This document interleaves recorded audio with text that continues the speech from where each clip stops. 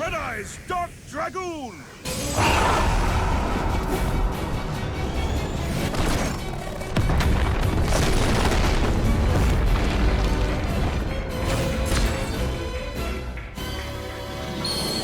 Behold, the Supreme Dragon Master Knight!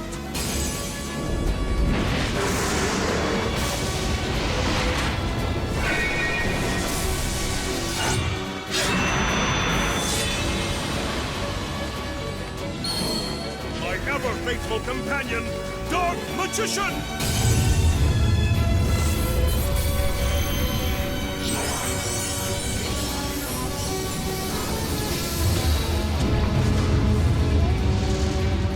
Dark Magician is the ultimate wizard that has left a lasting impression on many duelists. From a single normal monster comes a deck packed full of cards that all support one of the most iconic monsters in all of Yu-Gi-Oh! With so many cards at our disposal and skills to boost the deck's power even further, you may be left wondering, how do I play this deck? What combos do I need to use? What cards do I use in the deck? Whether you are a new player looking to get started with Dark Magician and learn how to play it, or an older player that is looking to get something more out of the deck, this video is for you. Join me as we go in depth on how to play the deck, how skills work for the deck, what cards you should or shouldn't use, go through many sample combos for you to try, and even showcase some sample decks that you can try out and experiment with. Welcome to an introduction to Dark Magician, the ultimate wizard. Before we have a look at the cards, we first need to talk about skills. Skills are everything in Duel Links, as they will usually fix a deck's problems and make it more playable than it would be without a skill, or they will just outright increase the power level of a deck and make it even better than it already is. For Dark Magician, there are two main skills that are used with the deck today: Master of the Dark and Chaos, and the Eye of the United Dragon. Master of the Dark and Chaos has three different effects. One effect locks you into summoning a specific set of monsters, whereas the other two effects gives the deck more consistency and power, enabling the deck to play easily whether you go first or second in a duel. This skill focuses on getting multiple monsters onto the field to facilitate climbing into powerful link monsters, as well as using powerful fusion monsters to either slow down our opponent going first, or create a one-turn kill, or OTK for short, by overwhelming the field with our wide array of spells and fusion monsters when going second. In order to use this skill, you will need to unlock Yami Yugi Street by winning 5 duels with Yami Yugi, and then summon Blackluster Soldier 5 times while using Yami Yugi Street. If you want to make it easier to get the skill, you can get the normal monster version of Blackluster Soldier from your lifetime missions, and then use the Battle Chronicle skill available from the card trader to normal summon Blackluster Soldier without tributing. For the skill's first effect, you can only normal or special summon the following monsters, excluding special summons from the extra deck: Level 8 Light Monsters, Level 8 Earth Monsters, Dark Spellcasters. With the extra deck being exempt from these restrictions, it allows us to access an incredibly wide array of monsters and allows for lots of skill expression. For the skill's second effect, you can activate it by simply revealing a Dark Spellcaster in your hand. After shuffling one card into the deck and sending Dark Magician Girl from the hand or deck to the graveyard, you can add any 2 cards that are Dark Magician or cards that mention it from your deck to your hand. Gone are the days where you had to rely on drawing Dark Magician and normal summoning it without tribute. Gone are the times where you had to rely solely on whatever you drew and pray that it was enough. The second effect of this skill is perfect for putting together the perfect hand so that you can pull off whatever combo you're looking to perform. What about going second though? Luckily, we have another effect.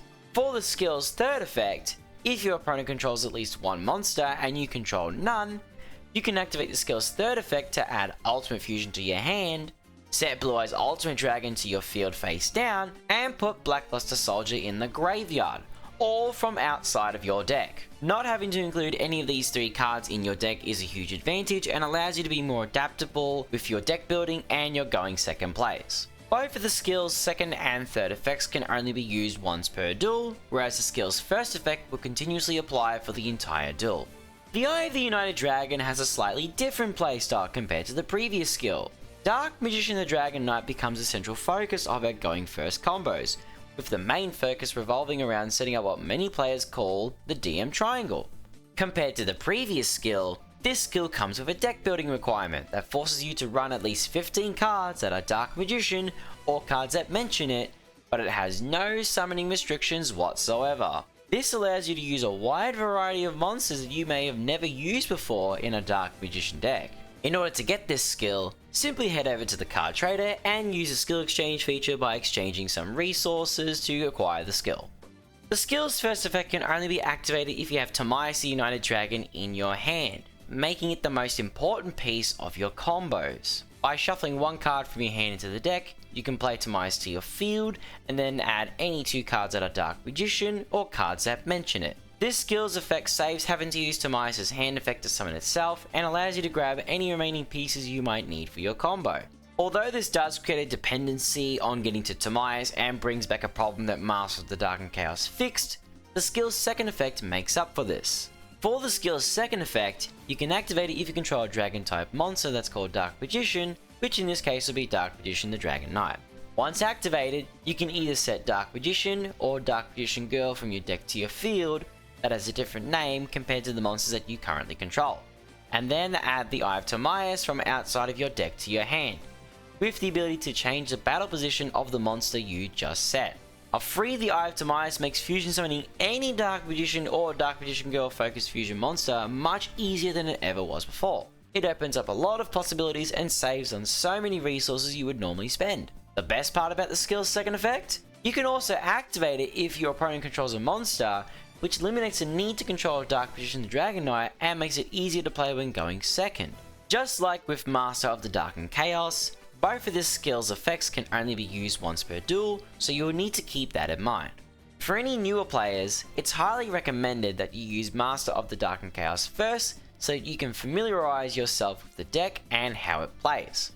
Once you build up your knowledge and skill set, as well as your card pool, you can then move on to the Eye of the UnitED Dragon if you wish to do so.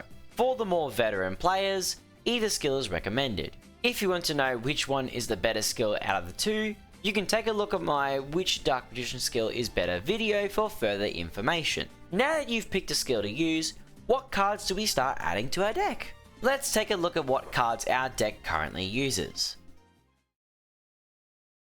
First, we have the main man himself, My ever-faithful companion, Dark Magician! or DM for short, a level 7 Dark Spellcaster normal monster with 2500 attack and 2100 defense. There's not much else to say about this wizard, since everyone knows he's the ultimate wizard in terms of attack and defense. With DM being the very core of the deck and unable to function without him, having 3 copies in the deck helps ensure that you have access to the ultimate wizard as much as possible. If you find that you're drawing into DM too much and would rather see your other cards more frequently, you can use 2 copies instead, but be wary that the fewer copies of DM you have, the more you risk losing access to him, as no access to DM whatsoever can instantly end the game. With an ultimate wizard comes a powerful disciple. The great Dark Magician has a disciple who can more than hold her own. Say hello to Dark Magician Girl! A level 6 Dark Spellcaster effect monster with 2000 attack and 1700 defense. Dark Magician Girl, or DMG for short, only has one effect, which allows her to gain 300 attack for every DM and Magician of Black Chaos in either player's graveyard, drawing strength from her master and his upgraded form. Since this magical disciple is a vital part of the deck, only one is necessary in any and all DM decks. Now we need a dragon to unite our magical heroes. Join me, TEotUD the UnitED Dragon! A level 8 light dragon effect monster with 2800 attack and 1800 defense. TEotUD brings 2 effects to the playing field. Effect number 1. You can send 1 spellcaster monster or 1 spell or trap that mentions Dark Magician from your hand or face up field to the graveyard. Special summon this card from your hand. Effect number 2. During your main phase, you can fusion summon 1 fusion monster from your extra deck using monsters from your hand or field as material, including a spellcaster monster. You can only use each effect of TEotUD the UnitED Dragon once per turn. Since we use a lot of spellcasters as well as spells and traps that mention DM, there won't be a problem summoning TEotUD out to the field. Its fusion summoning effect is great as well, especially for those that may not have access to more than one copy of Secrets of Dark Magic. If you can get your hands on Timaeus, you will only need one copy if you're using Master of the Dark and Chaos. However, if you're using the Eye of the United Dragon, you will need to use 3 copies to make sure you have good consistency for the skill. With our 3 main monsters sorted, we need a supporting cast. Presenting the first in our lineup, Apprentice Illusion Magician! A level 6 Dark Spellcaster effect monster with 2000 attack and 1700 defense. Apprentice has 3 effects up its sleeve. Effect number 1, you can special summon this card from your hand by discarding 1 card. Effect number 2, if this card is normal or special summoned, you can add 1 Dark Magician from your deck to your hand. Effect number 3, during damage calculation, if your other Dark Spellcaster monster battles an opponent's monster, quick effect, you can send this card from your hand or face-up field to the graveyard. That monster you control gains 2000 attack and defense during that damage calculation only. Not only is Apprentice easy to summon to the field, Apprentice puts in work by serving as a way to get DM into a hand and helps to deal massive damage. Any number of Apprentice Illusion Magician can work wonders for a DM deck, so choose how many copies you'll use according to your playstyle. Any number between 1 and 3 is perfectly acceptable. An ultimate wizard can't go without his magical staff. Magician's Rod! A level 3 Dark Spellcaster effect monster with 1600 attack and 100 defense. This magical staff comes with the following 2 effects. Effect number 1, when this card is normal summoned, you can add 1 spell or trap from your deck to your hand that specifically lists the card Dark Magician in its text. Effect number 2, during your opponent's turn, if you activate a spell or trap card or effect while this card is in your graveyard, except during the damage step, you contribute 1 spellcaster monster, add this card to your hand. You can only use each effect of Magician's Rod once per turn. Rod establishes itself as our primary normal summon, allowing us to grab any spell or trap that mentions DM. This magical staff being able to return itself to your hand during your opponent's turn helps to prepare you for your next turn, giving you a way to keep yourself alive in the duel. You will always want to include at least 1 in your deck, with 3 being the most popular choice for the Master of the Dark and Chaos skill. Our magical heroes are nothing without heart, which is why we have this. Magician's Souls! A level 1 Dark Spellcaster effect monster with 0 attack and 0 defense. It comes with the 2 following effects. Effect number 1, you can send up to 2 spells or traps from your hand and or field to the graveyard. Draw that many cards. Effect number 2, if this card is in your hand, you can send 1 level 6 or higher spellcaster monster from your deck to the graveyard, then activate one of these effects. Either special summon this card, or send this card to the graveyard, then you can special summon 1 Dark Magician or Dark Magician Girl from your graveyard. You can only use each effect of Magician Souls once per turn. If you ever find yourself with a handful of spells and traps you can't utilize, or have spells and traps on your field that you want to get rid of or don't need anymore, Souls is a great way of turning them into fresh cards from your deck. Its ability to special summon DM or DMG from your graveyard is also a massive bonus, allowing you to call upon your shining stars and ready them for battle. You will always want to include at least 1 Souls in your deck, with 3 being a great number for Master of the Dark and Chaos decks.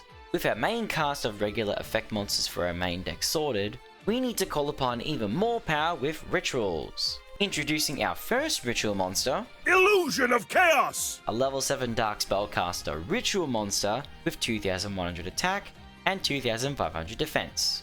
This powerful ritual monster can be ritual summoned with Chaos form, and it comes with 2 effects. Effect number 1, you can reveal this card in your hand, add 1 Dark Magician or 1 non-ritual monster that specifically lists that card in its text from your deck to your hand, then place 1 card from your hand on top of the deck. Effect number 2, when your opponent activates a monster effect, quick effect, you can return this card to the hand, and if you do, special summon 1 Dark Magician from your graveyard, and if you do that, negate that activated effect. You can only use each effect of Illusion of Chaos once per turn. With Illusion of Chaos, or IOC for short, being able to search monsters, it pairs extremely well with Rod and gives you even more access to the various cards in your deck. Its quick effect won't come up often since you will need to summon IOC but its ability to return itself to the hand and summon DM to negate a monster effect is quite the illusion to behold. Having just one IOC can be enough for some players, with 3 being very beneficial for any DM deck. Casting illusions can be helpful, but there may be times where you need a powerful magician that specializes in chaos. Magician of Chaos! A level 7 dark spellcaster ritual monster with 2500 attack and 2100 defense. This chaotic magician can be ritual summoned with chaos form and comes with 3 effects. Effect number 1, this card's name becomes Dark Magician while on the field or in the graveyard. Effect number 2, once per turn, when a spell or trap card or effect is activated, quick effect, you can target one card on the field, destroy it. Effect number 3, if this ritual summoned card is destroyed by battle or card effect, you can special summon one Chaos or Blackluster Soldier ritual monster from your hand, except Magician of Chaos, ignoring its summoning conditions. Being called Dark Magician while on the field or in the graveyard allows it to benefit from cards that mention DM, as well as trigger any effects that can be activated when DM is summoned to the field. Not only that, Magician of Chaos, or MOC for short, can use its quick effect to make quick work of your opponent's cards, which can be used over and over once per turn for each copy of it you have on the field. If your ritual summoned MOC ends up being destroyed by a battle or card effect, its graveyard effect calls on reinforcements and is bound to give your opponent quite the surprise. If you wish to use this card in your deck, I would advise only using one copy. Even if you never summon it, its ability to change its name is undeniably helpful, and it's best advised to use this with the Master of the Dark and Chaos skill only, which will be covered in the combo section of the video. Now we move on to our spell lineup, starting with our very own field spell. I activate my field spell, Magician's Salvation! This field spell comes with 2 effects. Effect number 1, when this card is activated, you can set one Eternal Soul directly from your deck. Effect number 2, if you normal or special summon Dark Magician or Dark Magician Girl, except during the damage step, you can target one of those monsters, special summon one Dark Magician or Dark Magician Girl from your graveyard with a different name than that monster. You can only use effect number 2 of Magician's Salvation once per turn, and you can only activate one Magician's Salvation per turn. With our skills making the job of getting DM and DMG into circulation a lot easier, this card is full of potential and opens up combo lines we haven't been able to perform previously. Even if you can't use Salvation's effect to summon a DM or DMG from your graveyard for whatever reason, it's still valuable in helping get Eternal Soul onto the field. Our deck only needs one copy of Salvation to perform well, and using more than one can end up being wasteful. If DMG can save DM from the graveyard, we need a spell that immediately threatens the opponent. I activate my continuous spell, Dark Magical Circle! This continuous spell comes with 2 effects. Effect number 1, when this card is activated, look at the top 3 cards of your deck, then you can reveal one Dark Magician or one spell or trap that specifically lists the card Dark Magician in its text among them and add it to your hand. Also place the remaining cards on top of your deck in any order. Effect number 2, if Dark Magician is normal or special summoned to your field, except during the damage step, you can target one card your opponent controls, banish it. You can only use each effect of Dark Magical Circle once per turn. The first effect of Circle previously used to be a problem since we didn't have a way to guarantee we would have DM or a spell or trap that mentions it on top of our deck.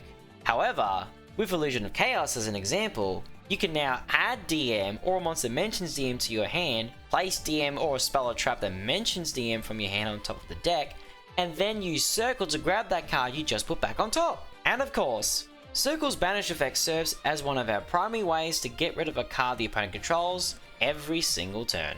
You will only ever need one copy of this card in your deck, and is a massive improvement compared to our older skills, which demanded that we use 3 copies instead of 1 just so that we could play the game. We have another way to use Circle's first effect well, with a card that can stack our deck with anything we need at the right time. I activate my quick play spell, Soul Servant! This quick play spell comes with 2 effects. Effect number 1, place one card on top of the deck from your hand, deck, or graveyard that is Dark Magician, or specifically list Dark Magician or Dark Magician Girl in its text, except Soul Servant. Effect number 2, during your main phase, you can banish this card from your graveyard, draw cards equal to the number of Palladium monsters, Dark Magician, and or Dark Magician Girl with different names on the field and in the graveyards. You can only use effect number 2 of Soul Servant once per turn. Soul Servant has incredible utility that pairs extremely well with multiple cards in our deck, allowing us to recycle any cards we need and also provides us with much needed draw power. What's even better is that if you choose an extra deck monster that's in your graveyard, as long as it mentions DM, it'll go right back to your extra deck and provides you with a chance to fusion summon it again. Soul Servant is unfortunately tied to a structure deck, meaning that you will only be able to get one copy before you have to purchase crystals in order to get more. If you happen to get multiple copies of the structure deck, it'll be very beneficial to run at least 2 copies of Soul Servant, with 3 providing you with more options in a grind game. Thankfully, I can confirm that you'll be able to get more copies of Soul Servant with ultra rare dream tickets made available through campaigns from after the time of this video's upload, as Dimension Conjurer, which is also part of the Soul Servant structure deck, was available through super rare dream tickets acquired from the spring campaign before this video's publication. You should dedicate any and all your future ultra rare dream tickets to getting Soul Servant the moment you get them. Keep an eye out on future campaigns for any dream tickets and make sure you grab them so that you can get Soul Servant. Even though we have Timaeus to help perform fusion summons, we can't forget about the main card that does it for us. I activate my quick play spell, Secrets of Dark Magic. This quick play spell has 2 different effects we can choose to activate. Activate one of the following effects. Effect number 1.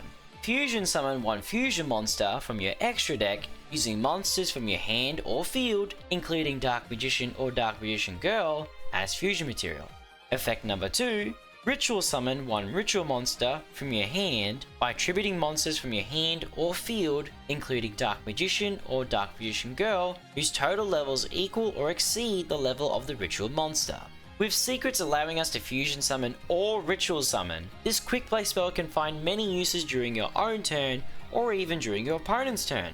If your opponent has a lot of life points, Secrets of Dark Magic during the battle phase can help make quick work of whatever amount of life points your opponent may have. Just like Soul Servant, Secrets of Dark Magic, or Secrets for short, is tied to a structure deck and you will only be able to get 1 copy without purchasing crystals or using dream tickets. 1 copy is perfectly fine to use, but 2 or 3 copies can help put in a lot of work and make it easier to have access to this card. If you ever needed more access to Illusion of Chaos, Preparation of Rites can do it for us. It might not be a Dark Magician card specifically, but it's very useful in allowing you to add any level 7 or lower ritual monster from your deck to your hand, with IOC being a perfect level 7 candidate. You could run anywhere between 1 to 3 copies of this card, depending on how often you need access to IOC and how much more consistency you need. If you're using the Eye of the United Dragon as your deck skill, running multiple copies will make it easier to get to Timaeus.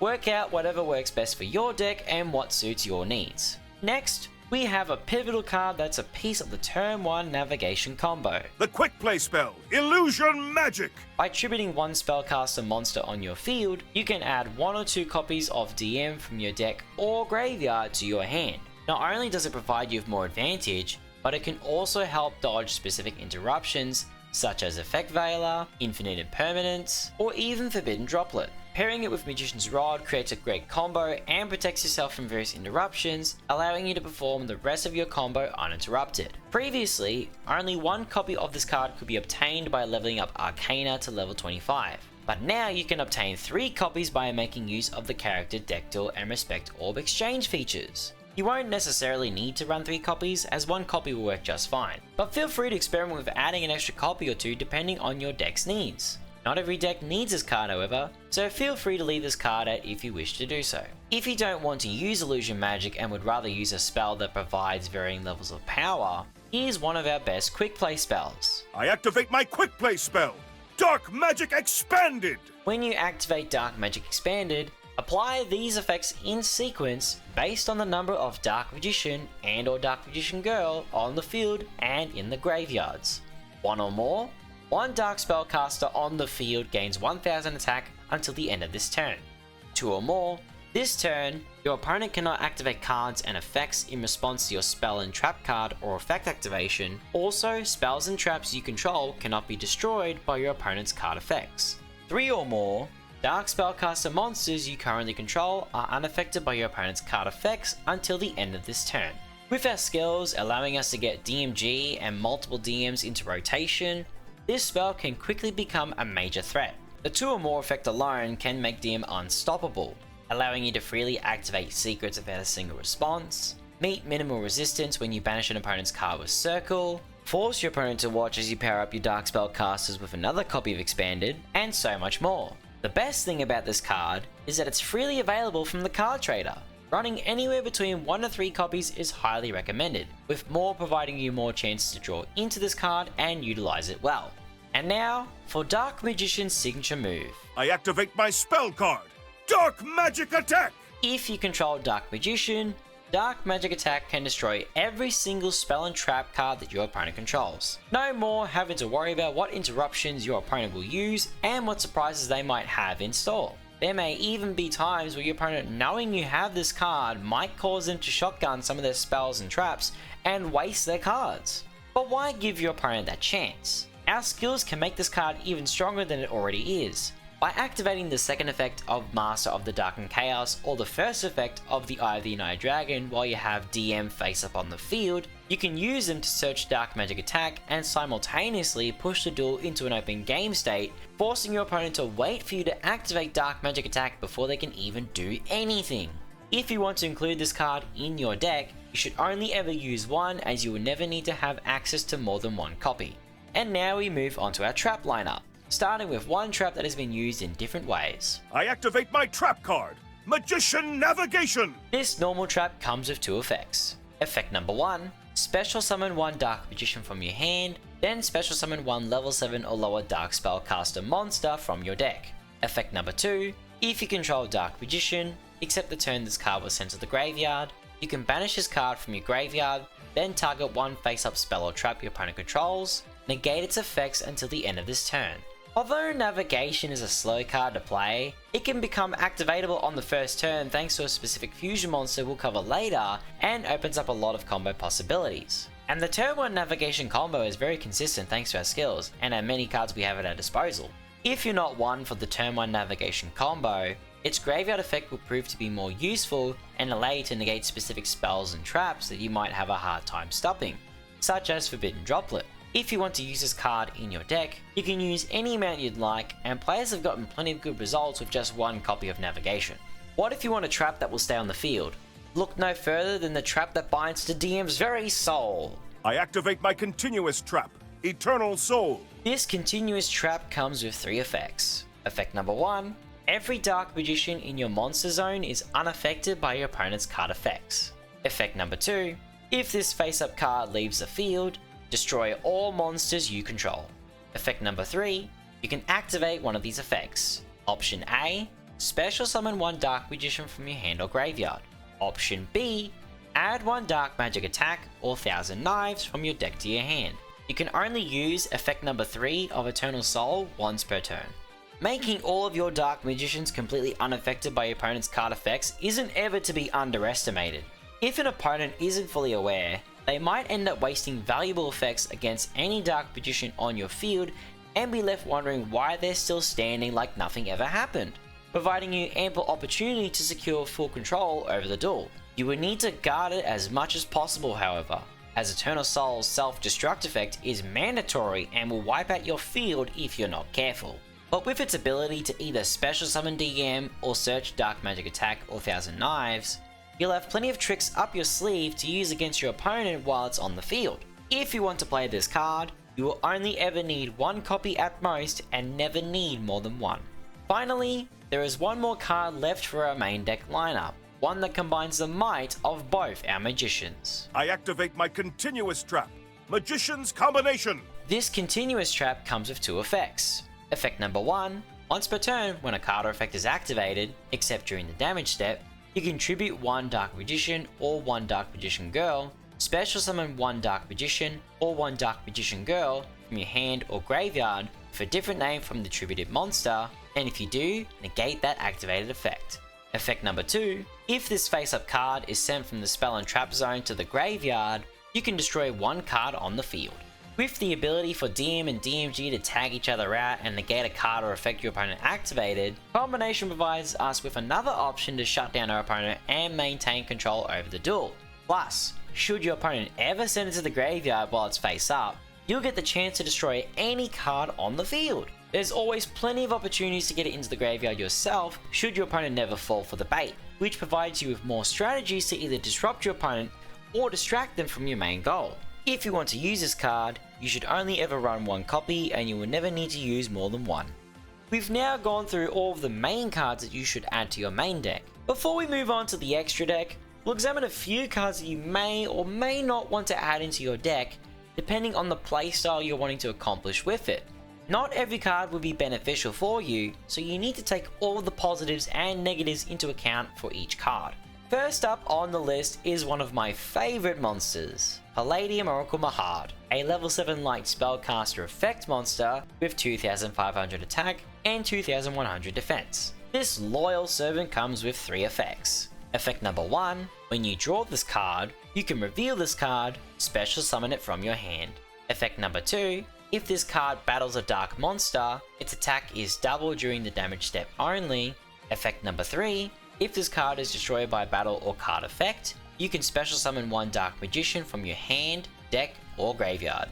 Being able to summon Mahad from your hand is great, but it comes with some flaws. Drawing Mahad needs to be the last action that's performed in a chain, just so you can activate its effect in your hand.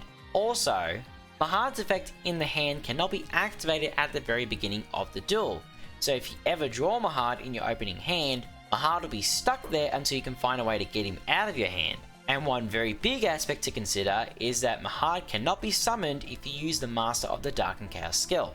With all of these factors in play, including Mahad does have the risk of being a detriment to your strategy. However, should you ever decide to use Mahad, it can provide an additional name for Soul Servant's draw effect and can help beat over dark monsters if you're able to summon it. If you want to add Mahad to your deck, you will never need to use more than one copy. Next up, we have a Chronicles spellcaster, Chronicles Sorceress, a level 4 dark spellcaster effect monster with 1250 attack and 1250 defense. Chronicles Sorceress comes with the following effect. You can activate one of these effects based on the attributes in your graveyard. Light, send one Blue Eyes White Dragon, or one card that mentions it from your deck to the graveyard, except Chronicles Sorceress. Dark, send one Dark Magician, or one card that mentions it from your deck to the graveyard, except Chronicles Sorceress. You can only use this effect of Chronicles Sorceress once per turn. In a DM deck, Magician Navigation and Soul Servant are both prime examples of cards that you can send to the graveyard with Sorceress's effect, as well as Palladium Oracle Mahad, or even another copy of DM itself. If you consider adding this card to your deck, you will only need to use one copy. Otherwise, you can safely leave this card out. How about we bring an old friend to the deck? Magic Karibo, a level 1 Dark Fiend effect monster with 300 attack and 200 defense. Our fuzzy little fiend comes equipped with 2 effects. Effect number 1, during the main or battle phase, if you took damage by battle or an opponent's card effect this turn, quick effect, you can send this card from your hand to the graveyard, special summon one Dark Magician or Dark Magician Girl from your deck or graveyard.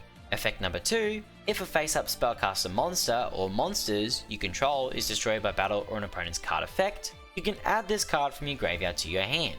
You can only use each effect of Magic Karibo once per turn. Magic Karibo allows us to call out DM or DMG anytime during the main phase or battle phase, but only after we take damage. This can be a problem if your opponent is able to deal enough lethal damage in one singular attack. If your opponent can't deal lethal damage however, Magic Karibo can help us to either interrupt our opponent or extend our survivability until the next turn, giving us time to make a comeback. Plus, the ability to add itself back to your hand means you can use Magic Karibo over the course of multiple turns. Should you choose to add Magic Karibo to your deck, you'll only need to use one copy at most. This next card is a potential inclusion for beginners only, and it's a card that has been long debated about whether it's a good card or a bad card. That card in question, I activate the Eye of Timaeus! It allows you to target one Dark Magician monster you control and perform a fusion summon of any monster that mentions it using only the targeted monster as material, and you can only activate one the Eye of Timaeus per turn. It's a great way to easily bring out hard to summon monsters, but it has one major flaw. Because the word monster is placed right next to the name Dark Magician, this card is not considered by the game's rules to mention Dark Magician directly in its text. This means that none of our skills and none of our cards can search for the Eye of Timaeus. Even though it has this major drawback, this card is only worth considering for new players, as a new player will not have many extra deck monsters to use when starting out, compared to someone that has been playing the game for several months or years. If you're a new player, it might be worth using just one copy, but once you have more extra deck monsters to work with, especially stronger monsters, drop the Eye of Timaeus from your deck. If you are an experienced player, do not use this card.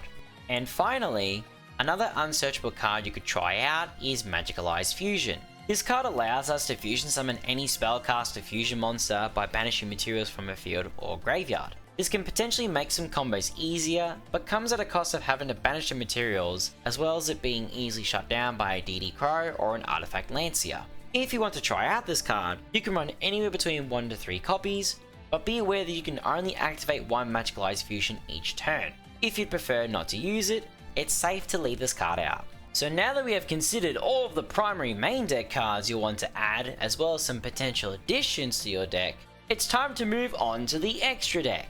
We'll focus on the primary choices for now, and expand more on the extra deck a bit later.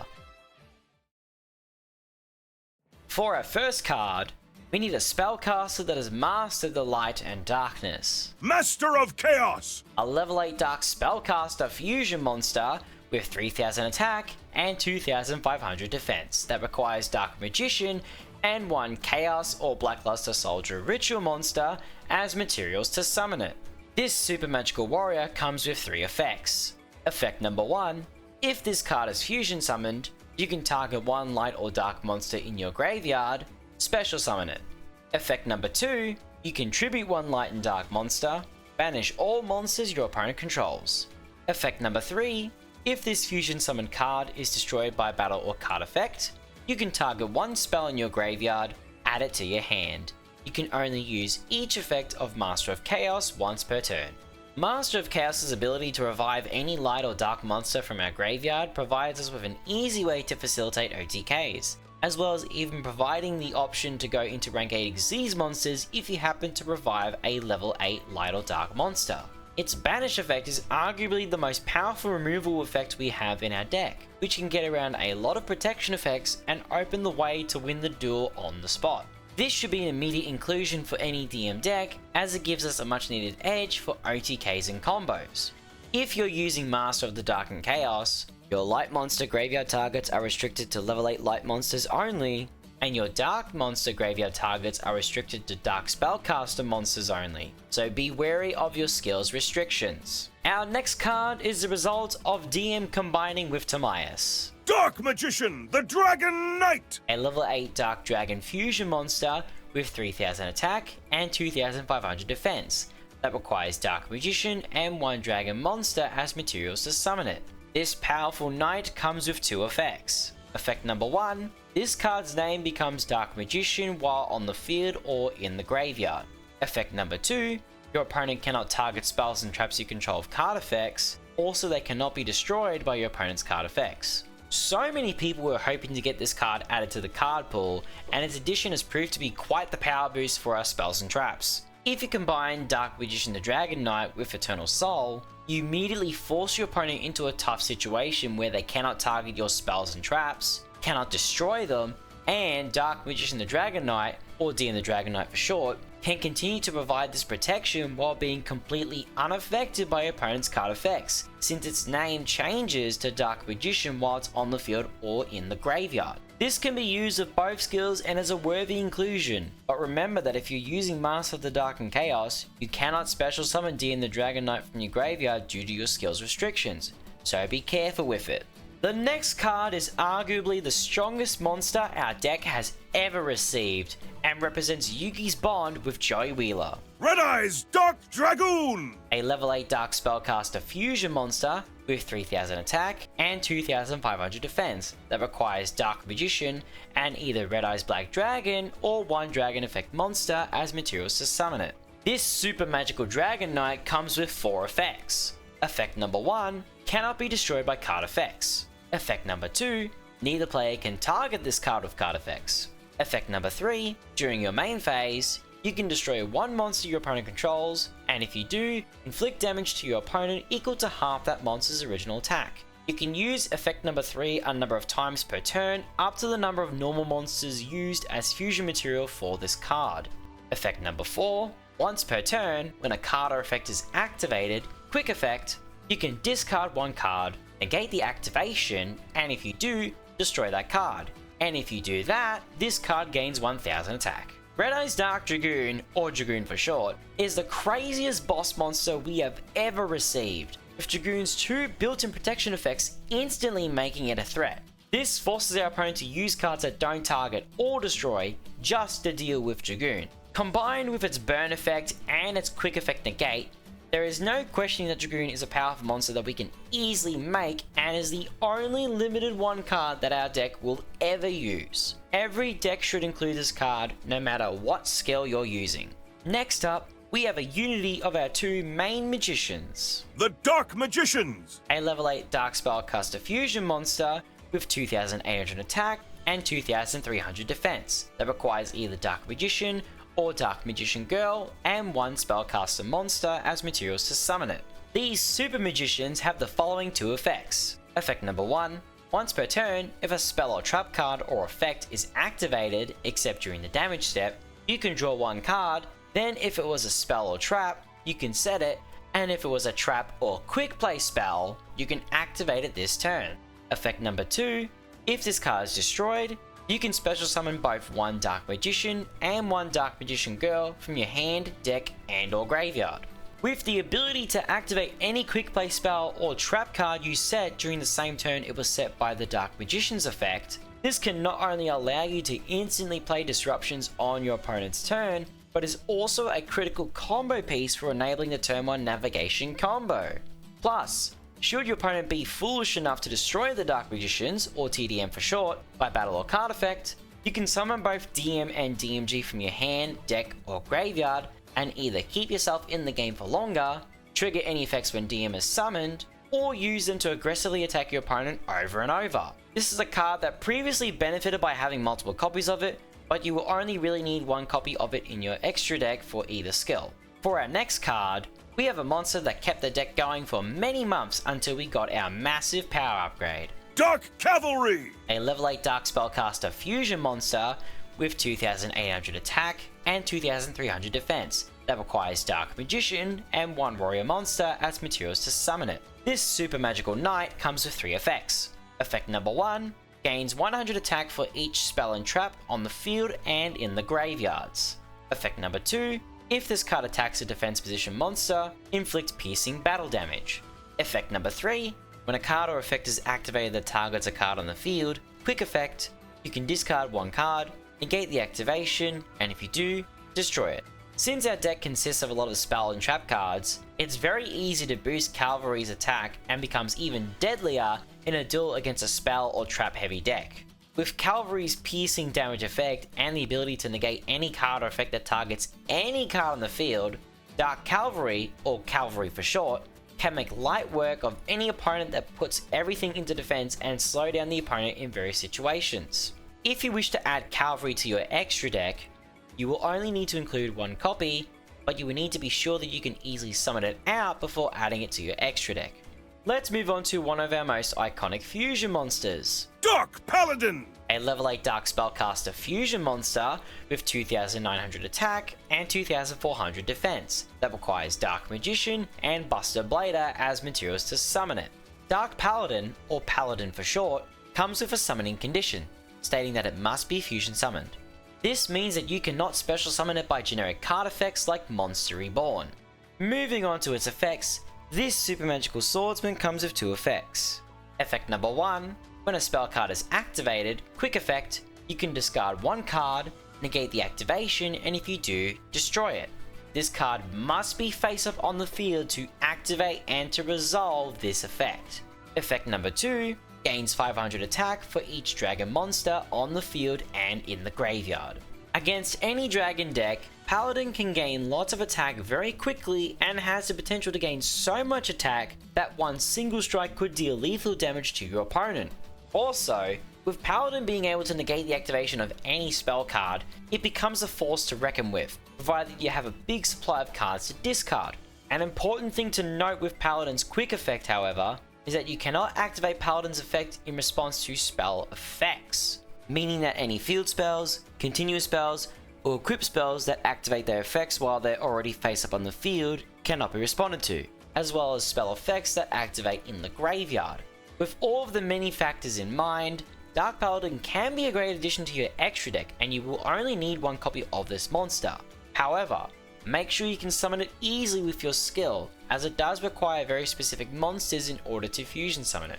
Next on our list, we have one of our more modern fusion monsters. Dark Magician, the Knight of Dragon Magic! A level 8 Dark Dragon fusion monster with 2900 attack and 2400 defense that requires Dark Magician and either a dragon or warrior monster that is level 7 or higher as materials to summon it. This dragon magical knight comes with 3 effects.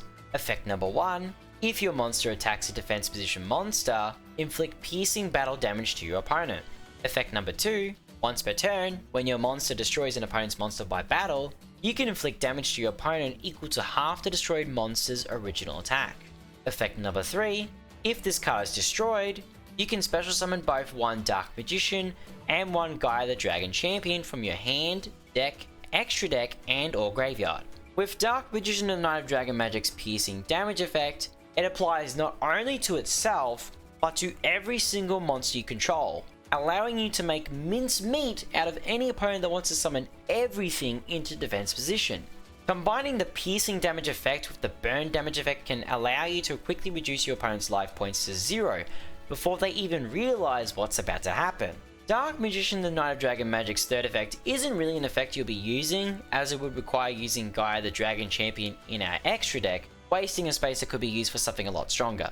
Even if you only get to use 2 of the 3 effects, this is still a great card to use and can be safely included in your extra deck. If you want to use it, you'll only need to use 1 copy. DM isn't the only one to be a Dragon Knight, as we also have this monster. Meet Dark Magician Girl, the Dragon Knight! A level 7 Dark Dragon fusion monster with 2600 attack and 1700 defense that requires Dark Magician Girl and 1 Dragon monster as materials to summon it. Dark Magician Girl the Dragon Knight, or DMG the Dragon Knight for short, comes with a summoning condition, stating that it must be fusion summoned with the above fusion materials or with the Eye of Timaeus. This means that you cannot use any monsters that can be used as substitutes for fusion materials like King of the Swamp to fusion summon this monster, and you cannot special summon it with generic card effects like Monster Reborn. However, this Magician in Shining Armor comes with the following effect. Once per turn, quick effect, you can send 1 card from your hand to the graveyard, then target 1 face-up card on the field, destroy that target. If your opponent has a face-up card you want to get rid of, or if you're stuck in a situation where your spell and trap zone is all full of face-up spells or traps, you can use DMG the Dragon Knight's effect to destroy whichever card you target. It may not be as powerful as our other fusion monsters, but it's still a good option for those that don't have many other extra deck monsters to choose from. If you ever want to use this monster, you will only need to use 1 copy of it. Before we got DM the Dragon Knight, we originally had this dragon monster from the anime. Arise, Amulet Dragon! A level 8 Dark Dragon fusion monster with 2900 attack and 2500 defense that requires Dark Magician and 1 dragon monster as materials to summon it. Amulet Dragon comes with the same summoning condition as DMG the Dragon Knight, stating that it must be fusion summoned with the above fusion materials or with the Eye of Timaeus. This magical dragon comes with 2 effects. Effect number 1, if this card is special summoned, target any number of spells in any graveyards, minimum 1. Banish those targets, and if you do, this card gains 100 attack for each card banished by this effect. Effect number 2, if this card is destroyed, you can target 1 spellcaster monster in your graveyard, special summon that target.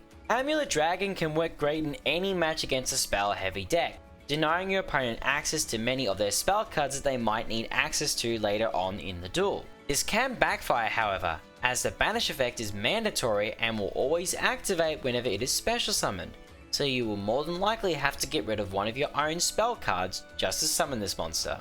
On the flip side, Amulet Dragon being able to target any spellcaster and special summon the targeted monster when Amulet Dragon is destroyed can provide you with a bit of follow-up and quite possibly become your opponent's worst mistake. Have fun knowing that you can summon back Dragoon with Amulet Dragon's effect. If you wish to use Amulet Dragon, you will only need one copy of it in your extra deck. And finally, the last monster in our extra deck is the result of uniting two heroes. In the ultimate fusion summon, behold, the Supreme Dragon Master Knight! A level 12 light dragon fusion monster with 5000 attack and 5000 defense that requires Blackluster Soldier and Blue Eyes Ultimate Dragon as materials to summon it.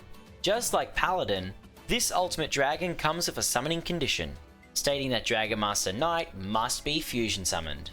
Dragon Master Knight's singular effect allows it to gain 500 attack for every dragon type monster you control except itself. This monster is incredibly hard to summon, but thanks to Master of the Dark and Chaos providing us with every single card we need to summon it, it becomes a mandatory inclusion for any deck using the Master of the Dark and Chaos skill. It provides you with the opportunity to destroy a face-up card for free thanks to Ultimate Fusion, and you get a free 5000 attack beat stick to whack your opponent with. If you're using the Eye of the United Dragon, don't include this monster in your extra deck. We've had a look through a lot of main deck options, some potential main deck cards to add some spice to the deck, and we've had a look at our extra deck options as well. There's one last set of cards we need to examine before we move on to building our deck. Staple cards. Let's have a look at what staples we could add to our deck. Staples are generic monsters, spells, and traps that can be widely used in any deck and enhance a deck's power in various ways. The first set of staples we should look at are what many people call hand traps. Hand traps are cards that can be activated from your hand during either player's turn and will come in the form of either monster cards or trap cards. For this section, we'll focus on monsters. There are a variety of hand traps you could use to slow down your opponent if you're going second, or make your opponent's turn even harder if you're going first and have managed to set up a decent field. We'll go through some recommendations of cards you could add to your deck. Effect Veiler can only be activated during your opponent's main phase, but it allows you to target a monster your opponent controls and negate its effects until the end of the turn. Given that Effect Veiler is a light spellcaster, there are various ways it can be used by our deck if we happen to draw it but can't use its effect. Nibiru, the Primal Being, can only be used with the Eye of the United Dragon, but it can prove to be very effective against decks that need to summon lots of monsters to establish their field.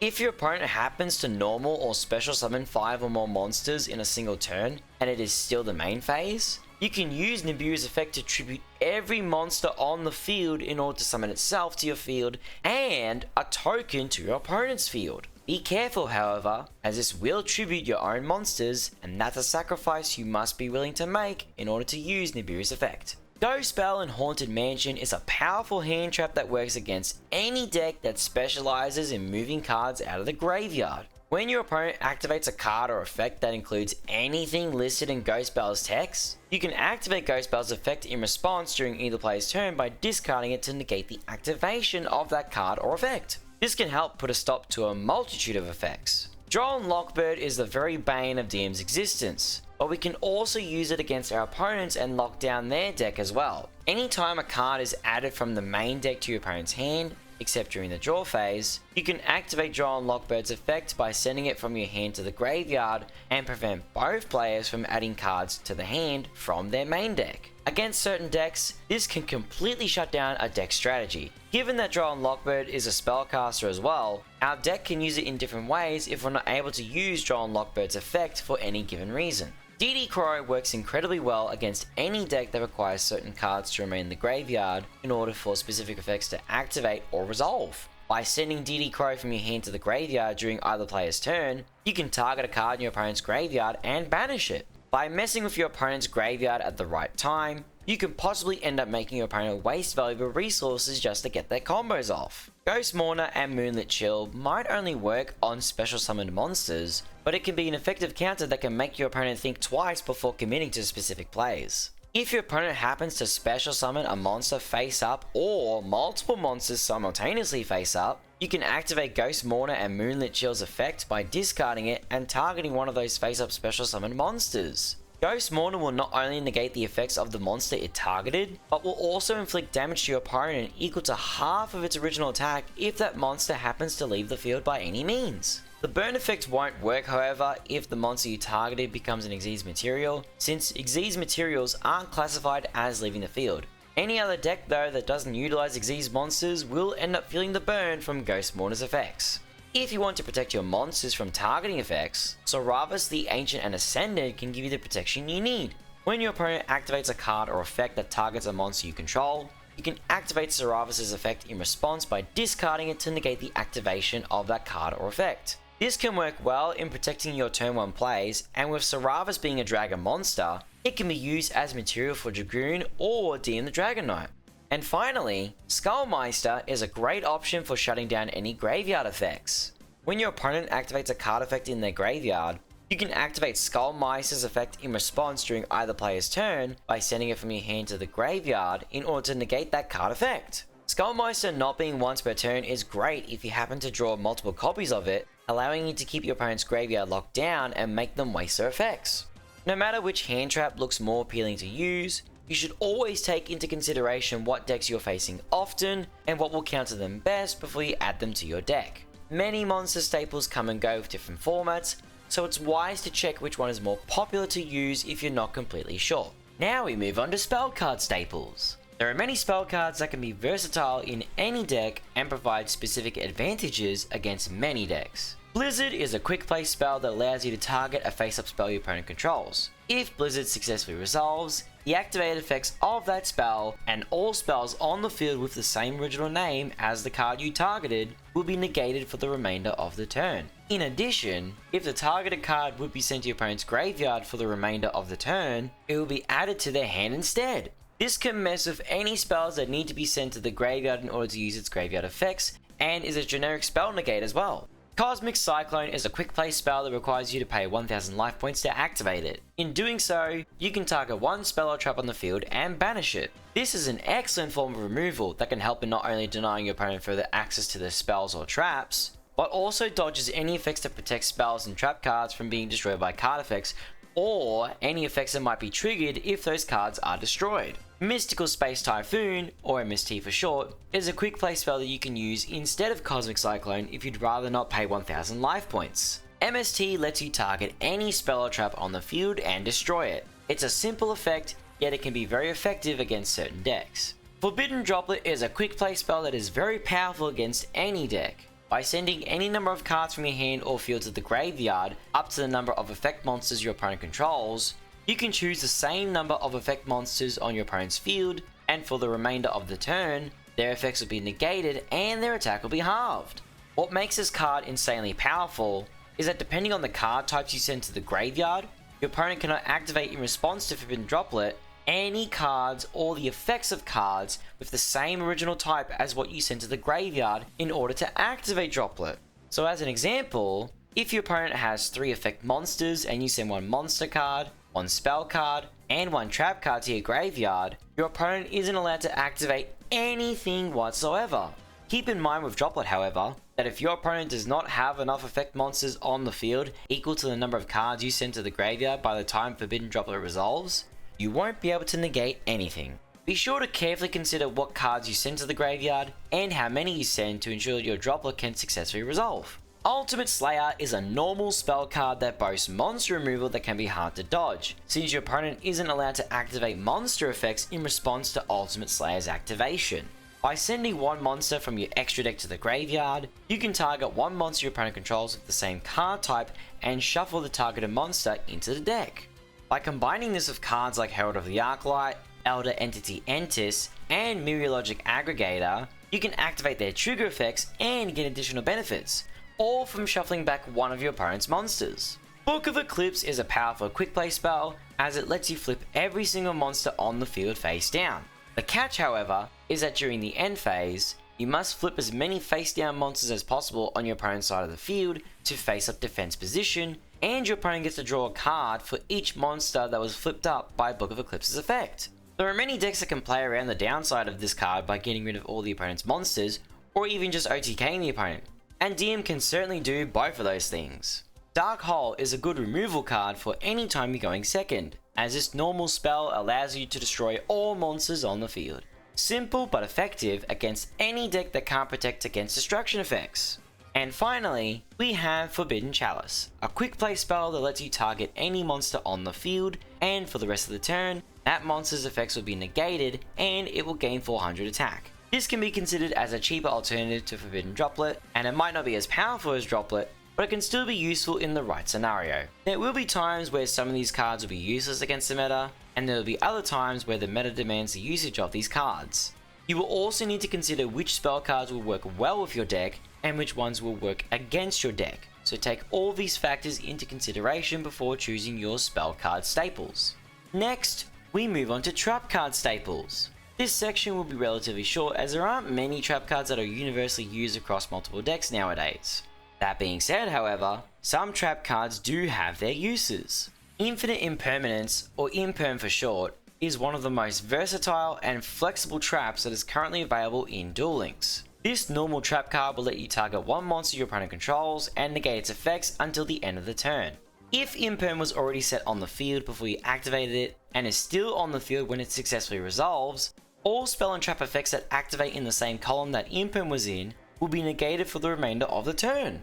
Also, if you don't control any cards, you can activate Imperm directly from your hand. Being able to use Imperm as a hand trap and switch off 1/3 of your opponent's spell and trap zones makes this card insanely powerful. If you can ever get your hands on this card, this is the best trap you could possibly ever put into your deck. Compulsory Evacuation Device has seen very little usage in modern decks, but it could still see some usage today. With this normal trap card, you can target one monster on the field and return it to the hand. If you happen to target an extra deck monster with this card, it'll bounce right back into the extra deck, making it a great removal tool against extra deck monsters. And finally, Warning Point is a trap that can slow down your opponent's monsters. This normal trap card can be activated whenever your opponent summons a singular monster or multiple monsters at the same time. When Warning Point resolves, those face-up monsters will not be allowed to attack, they will have their effects negated, and they cannot be used as material for a fusion, synchro, exes, or link summon for the remainder of the turn. This can help put a stop to some combos and force your opponent to adapt to a different strategy. New staple trap cards will come in due time, and they may end up being even more powerful than what I've recommended. If you prefer not to use any staple trap cards, you can always skip them and stick to hand traps and staple spell cards. And now we arrive at the extra deck staples. There are a lot of extra deck monsters that can be generically used in multiple decks, whereas some monsters are specifically tailored to work extremely well with Dark Magician. We'll first have a look at some fusion monsters and see what power we can fuse together. Starving Venom Fusion Dragon is a level 8 Dark Dragon Fusion monster with 2800 attack and 2000 defense that requires 2 dark monsters on the field, except tokens, as materials to summon it. It comes with the 3 following effects. Effect number 1. If this card is fusion summoned, you can make this card gain attack equal to one opponent's special summoned monster until the end of this turn. Effect number 2. Once per turn, you can target one level 5 or higher monster your opponent controls. Until the end phase, this card's name becomes that monster's original name, and replace this effect with that monster's original effects. Effect number 3. If this fusion summoned card is destroyed, you can destroy all your opponent's special summoned monsters. With the ability to increase its own attack, you can either beat over extremely high attack monsters, or you can smash into your opponent's weakest attack position monster for some lethal damage. What's more is that if your opponent has a powerful monster that is level 5 or higher, it could be worth copying that monster's effects and using them to your own advantage. And when all else fails, Starving Venom's destruction effect can help regain control of the duel. Quintet Magician is a level 12 Dark Spellcaster fusion monster with 4500 attack and 4500 defense that requires 5 spellcaster monsters as materials to summon it. This costly spellcaster has a summoning condition stating that it must be fusion summoned. It comes with the following 2 effects. Effect number 1. If this card is fusion summoned using 5 spellcaster monsters with different names, you can destroy all cards your opponent controls. Effect number 2. This face-up card on the field cannot be tributed, nor used as fusion material. Also, it cannot be destroyed by card effects. Although Quintet Magician can be incredibly hard to summon, especially if you're using 5 differently named spellcasters, its ability to wipe your opponent's field is incredibly powerful. Combined with the fact that Quintet cannot be tributed, used as fusion material, or destroyed by your opponent's card effects while it's face up, Quintet Magician is protected against various removal effects and could be an option to give you the lethal push you need. The Great Double Caster is a level 8 light spellcaster fusion monster with 0 attack and 2600 defense that requires 2 non-effect monsters as material to summon it. It comes with the following 3 effects. Effect number 1. Gains attack equal to the combined original attack of any ritual, fusion, synchro, Xyz, or link monsters used as fusion material for this card. Effect number 2. This card can attack directly. Effect number 3. If this card is destroyed by battle or card effect, you can target one of your non-effect monsters that is banished or in your graveyard, special summon it. You can only use effect number 3 of the Great Double Caster once per turn. The Great Double Caster's ability to attack directly can help get around any monsters you might have a problem dealing with, without having to battle them whatsoever. Since you need a ritual, fusion, synchro, Xyz, or link monster as material to give this spellcaster any attack points, this is where our Master of the Dark and Chaos skill plays a part in making this possible. By using the skill's 3rd effect, you can set a Blue Eyes Ultimate Dragon right onto your field, providing you with a monster to give the Great Double Caster 4,500 attack. If your opponent happens to end up destroying the Great Double Caster, you can use its trigger effect to special summon any DMs that might be banished and give you a bit of recovery. Next up, we have some synchro monsters that we can use, all thanks to the turn 1 navigation combo. If you summon the level 1 tuner Fortune Lady Pass with Magician Navigation and combine it with DM, you can synchro summon Excel Synchro Stardust Dragon, a level 8 Wind Dragon synchro monster with 2500 attack and 2000 defense that requires 1 tuner and 1 or more non-tuner monsters to summon it. It comes with the following 2 effects. Effect number 1.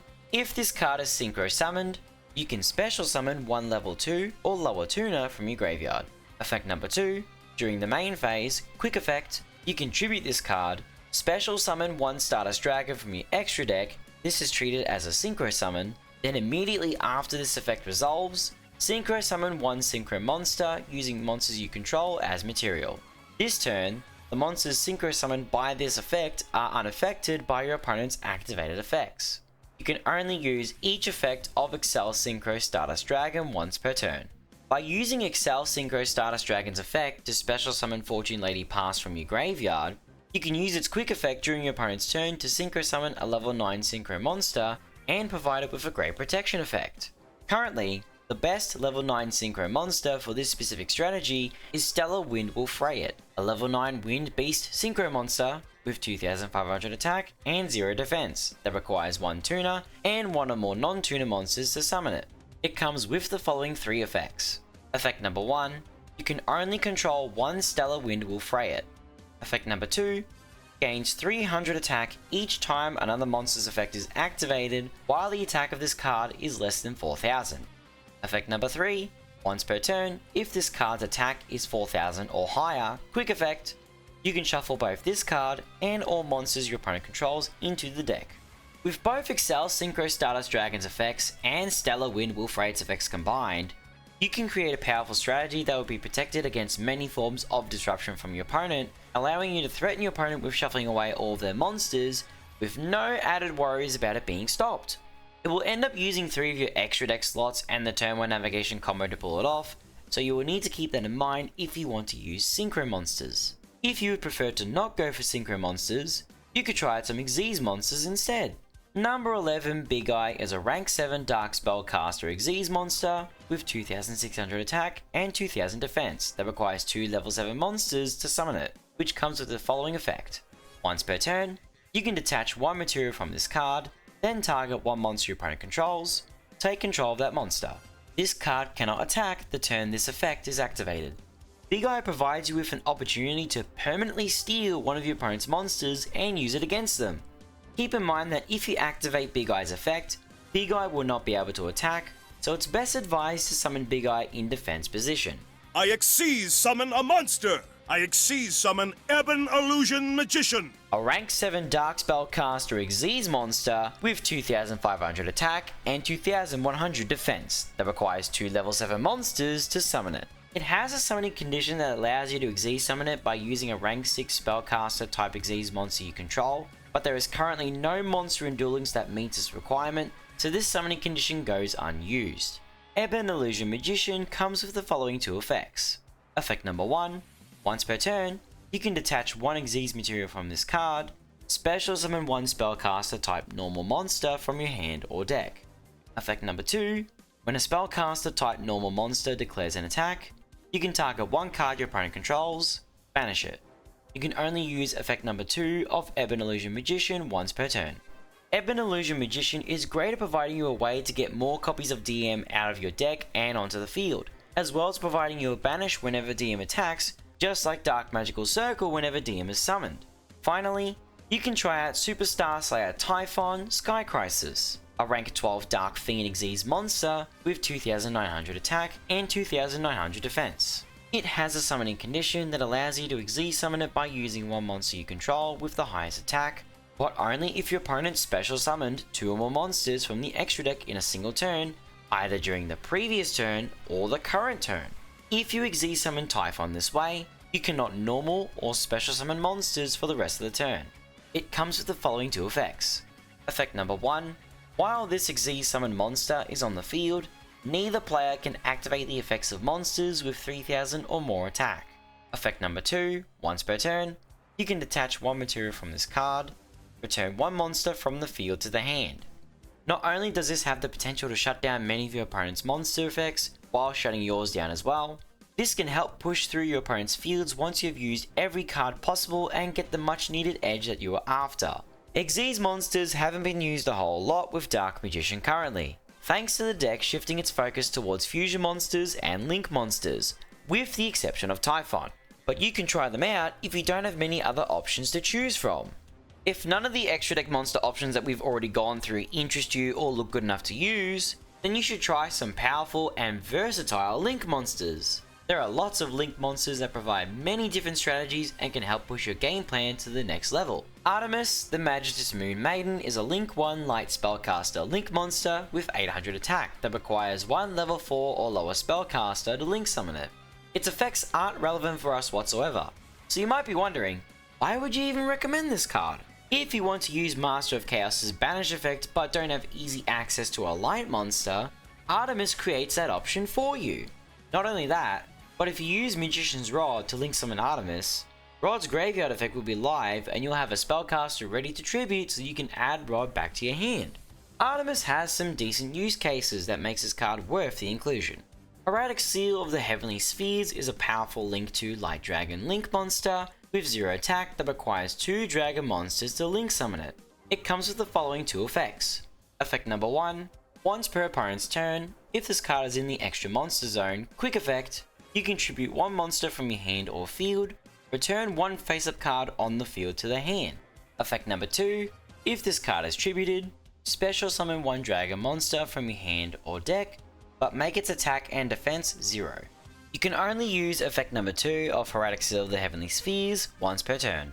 By pairing Heavenly Spheres with a card like Grantusk Dragon, which lets you target up to 2 other cards on the field and destroy them, this can make for a powerful interruption strategy that forces your opponent to either get rid of or negate Heavenly Spheres first.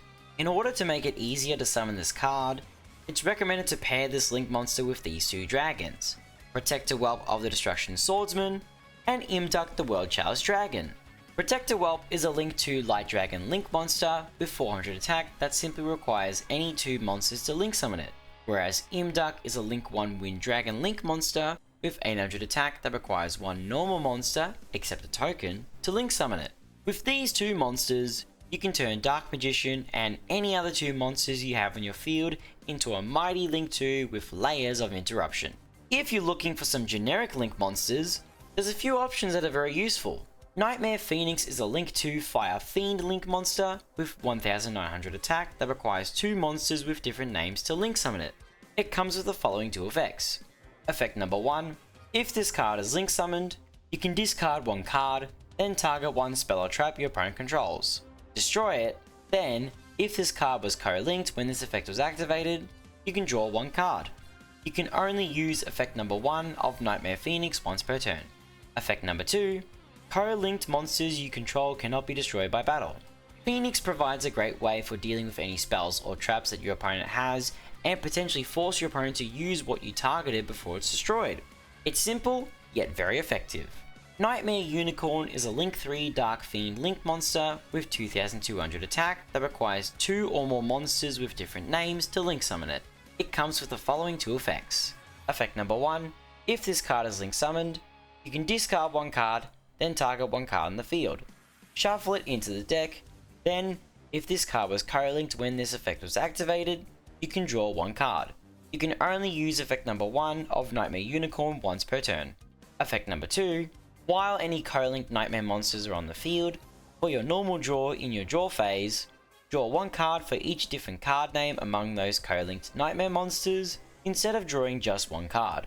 Unicorn's effect can be very useful in denying your opponent access to certain monsters, spells, or traps they might need on the field, and it can also force them to re-summon hard to summon monsters. Nightmare Phoenix and Nightmare Unicorn's second effects won't really be used in a Dark Magician deck, so you can ignore the second effects of those monsters and primarily focus on their first effects. Unchained Abomination is a Link 4 Dark Fiend Link monster with 3000 attack that requires 2 or more monsters, including a Link monster, to link summon it. It comes with the following 3 effects. Effect number 1, if a card or cards on the field is destroyed by card effect, except by Unchained Abomination, except during the damage step, you can target one card in the field, destroy it. Effect number 2, when another monster is destroyed by battle, you can target one card in the field, destroy it. Effect number 3, during the end phase, you can target one card in the field, destroy it. You can only use each effect of Unchained Abomination once per turn. With 3 separate effects that are all capable of destroying a card on the field, being able to destroy up to 3 cards in a single turn can help break apart your opponent's field card by card, quickly pushing control of the duel to your advantage. Underworld Goddess of the Closed World is a Link 5 Light Fiend Link monster with 3000 attack that requires 4 or more effect monsters to link summon it. It has a summoning condition that allows you to use one monster your opponent controls as material to link summon Underworld Goddess. It comes with the following 3 effects. Effect number 1, if this card is link summoned, you can negate the effects of all face-up monsters your opponent currently controls. Effect number 2, this link summon card is unaffected by your opponent's activated effects unless they target this card. Effect number 3, once per turn, when your opponent activates a card or effect that special summons a monster or monsters from the graveyard, quick effect, you can negate the activation. With Goddess allowing you to use an opponent's monster as link material for its own link summon, it can help remove the most problematic monster your opponent has on the field and gives you a negate effect that applies to all monsters your opponent controls at that current moment in the duel. Plus, with its ability to protect itself against various effects and negate cards or effects that try to summon monsters from the graveyard, it can help counter a lot of decks. It's an extremely useful monster in many situations and should be utilized as much as possible, since we can easily get 4 monsters onto the field. And finally, the one link monster that ties everything together, IP Masquerena, a Link 2 Dark Cyberse Link monster with 800 attack that requires 2 non-link monsters to link summon it. It comes with the following 2 effects. Effect number 1, during your opponent's main phase, you can, quick effect, immediately after this effect resolves, link summon one link monster using materials you control, including this card. You can only use effect number 1 of IP Masquerena once per turn. Effect number 2, a link monster that uses card as material cannot be destroyed by your opponent's card effects.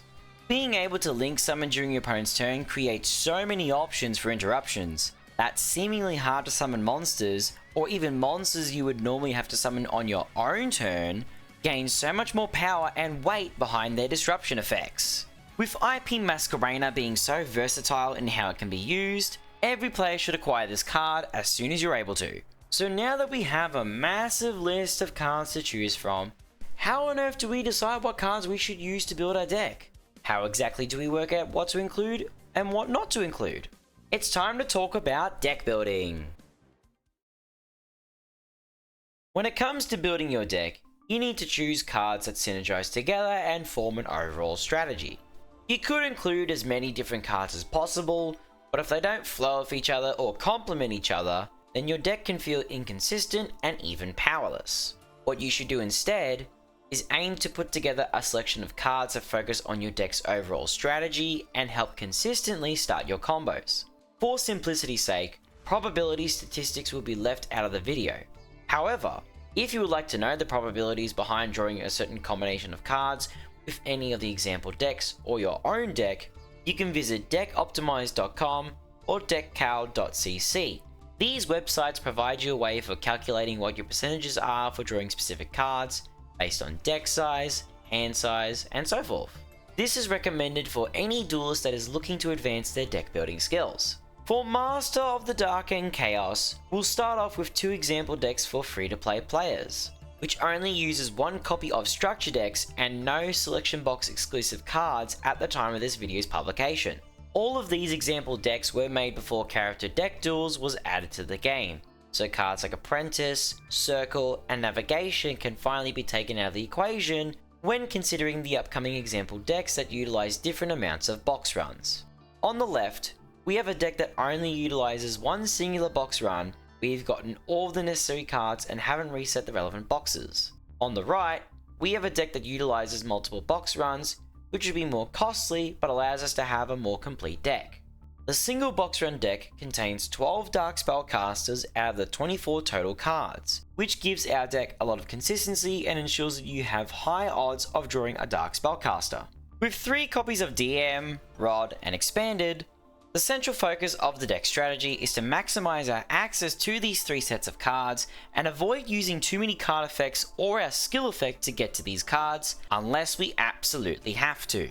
This helps to maximize both Rod and our skills usage, as you would generally want to use Rod and the skills effect to grab cards that you only use 1 copy of rather than cards you use 3 copies of. We're only using 1 copy of cards like Timaeus, Secrets, Circle, Soul Servant, Salvation, and Eternal Soul in our deck. Although these cards are another central part of our combos and serve a massive role in how powerful our players can be, they don't start our combos by themselves and need to be used in tandem with our Dark Spellcasters. The extra deck, although featuring a limited selection, still provides us with many options we can use for various situations. The multiple box run deck is identical when it comes to the deck style and strategy, though it's expanded to 30 cards and features more 3 card sets than the single box run deck. With the Dark Spellcaster count being 16 out of the total 30 cards, this gives us relatively the same consistency as our single box run deck. With 3 copies of IOC, we have much better chances of drawing our hand fixer and give us greater access to any monster we might need. Magician's Souls being put to 3, as well as Apprentice being put to 3, provides us more opportunities to dump cards into our graveyard, summon more monsters to the field, or even an option to dump our spells and traps for draw power and additional graveyard effects. This deck does also put our copies of Navigation up to 3, which can allow us to get it into our hand more easily without having to necessarily use effects that specifically search for it. So what if we were to refine these decks more, adjusting the playstyle and using any available card we could possibly get? With some adjustments to both of the free-to-play example decks, you can make up decks like these. On the left, with some more powerful staple inclusions, card swapping, and a slight increase to the deck size, we have a 25 card deck that is even stronger than our single box run deck. This deck's focus has been refined and combos now focus on summoning IP Masquerena for additional plays during our opponent's turn and more draw power to gain access to our unsearchable Forbidden Droplet cards. This version of the deck also uses 2 copies of Secrets of Dark Magic, giving us the opportunity to fusion summon multiple times and allows our 2 copies of Soul Servant to be used for searching our missing combo pieces, instead of being used for recovering cards from our graveyard. It also includes Dark Magic Attack, serving as a board breaker that can be paired with Forbidden Droplet for some devastating going second capabilities. Although our Expanded has dropped to 1 copy, we still include it in our deck as an option to use whether we are going first or second, but it takes a bit more of a back seat so that we have better chances of drawing into our combo starters, combo extenders, and board breakers. If 25 cards doesn't suit you, you can even push this to 30 cards. Our deck focus doesn't completely change, but our consistency grows stronger. It also gives us a chance to allow other cards to shine more, like Expanded and Apprentice, by increasing the amount of copies and further refining our overall strategy. On our right, you can shift to a completely different strategy and structure the deck's game plan around a specific extra deck monster, like Heraldic Seal of the Heavenly Spheres. This deck is planned around maximizing Heavenly Spheres' power, summoning Red Eye's Dark Dragoon, and utilizing our back row to the max, with all three things being performed during our opponent's turn. It does introduce an additional Garnet into our deck in the form of Grand Tusk Dragon, with Garnet being a card we don't particularly want to draw into and maximizes its usage by staying in the deck at all times. DMG is already a Garnet that we must include in our deck in order for our deck to work properly, so the introduction of another Garnet does somewhat increase the possibility of drawing into at least one of the two. How about the Eye of the United Dragon? Just like the first lot of example decks, the free-to-play versions will follow the same rules as previously. On the left, we have a single box run deck, and on the right, we have a multiple box run deck. For our single box run deck, we have to keep the deck as close to 20 cards as possible, since we only have 3 cards that can be used to activate our skill. Timaeus being our skill starter, and both IOC and Preparation Rites being cards that get us to Timaeus itself. Even if you don't end up drawing the skill starters, you can still find a way to get into them. By including 1 copy of Illusion Magic and 3 copies of Magician's Rod in our deck, it'll be much easier to use Rod as a way to make the Dark Magicians and generate some draw power, and provide some kind of way to get into Timaeus. 2 copies of Magician's Souls can also make it easier to get into Timaeus, since you can dump your extra copies of DM into the graveyard. With our wide variety of extra deck options, the Eye of Timaeus can summon any of our DM fusion monsters, with our top priority being Red Eye's Dark Dragoon. There is definitely a lot of room for improvement with this deck, which leads into the multiple box run deck. Our multiple box run deck is more expensive, but has higher consistency. 3 copies of each of our skill starters now gives you 9 ways to activate your skill, with 6 cards leading directly to Timaeus. This makes your starting combos a lot more reliable, and if you don't happen to draw any of them, but have a way to get into the Dark Magicians, you can use it to get yourself into your skill starters.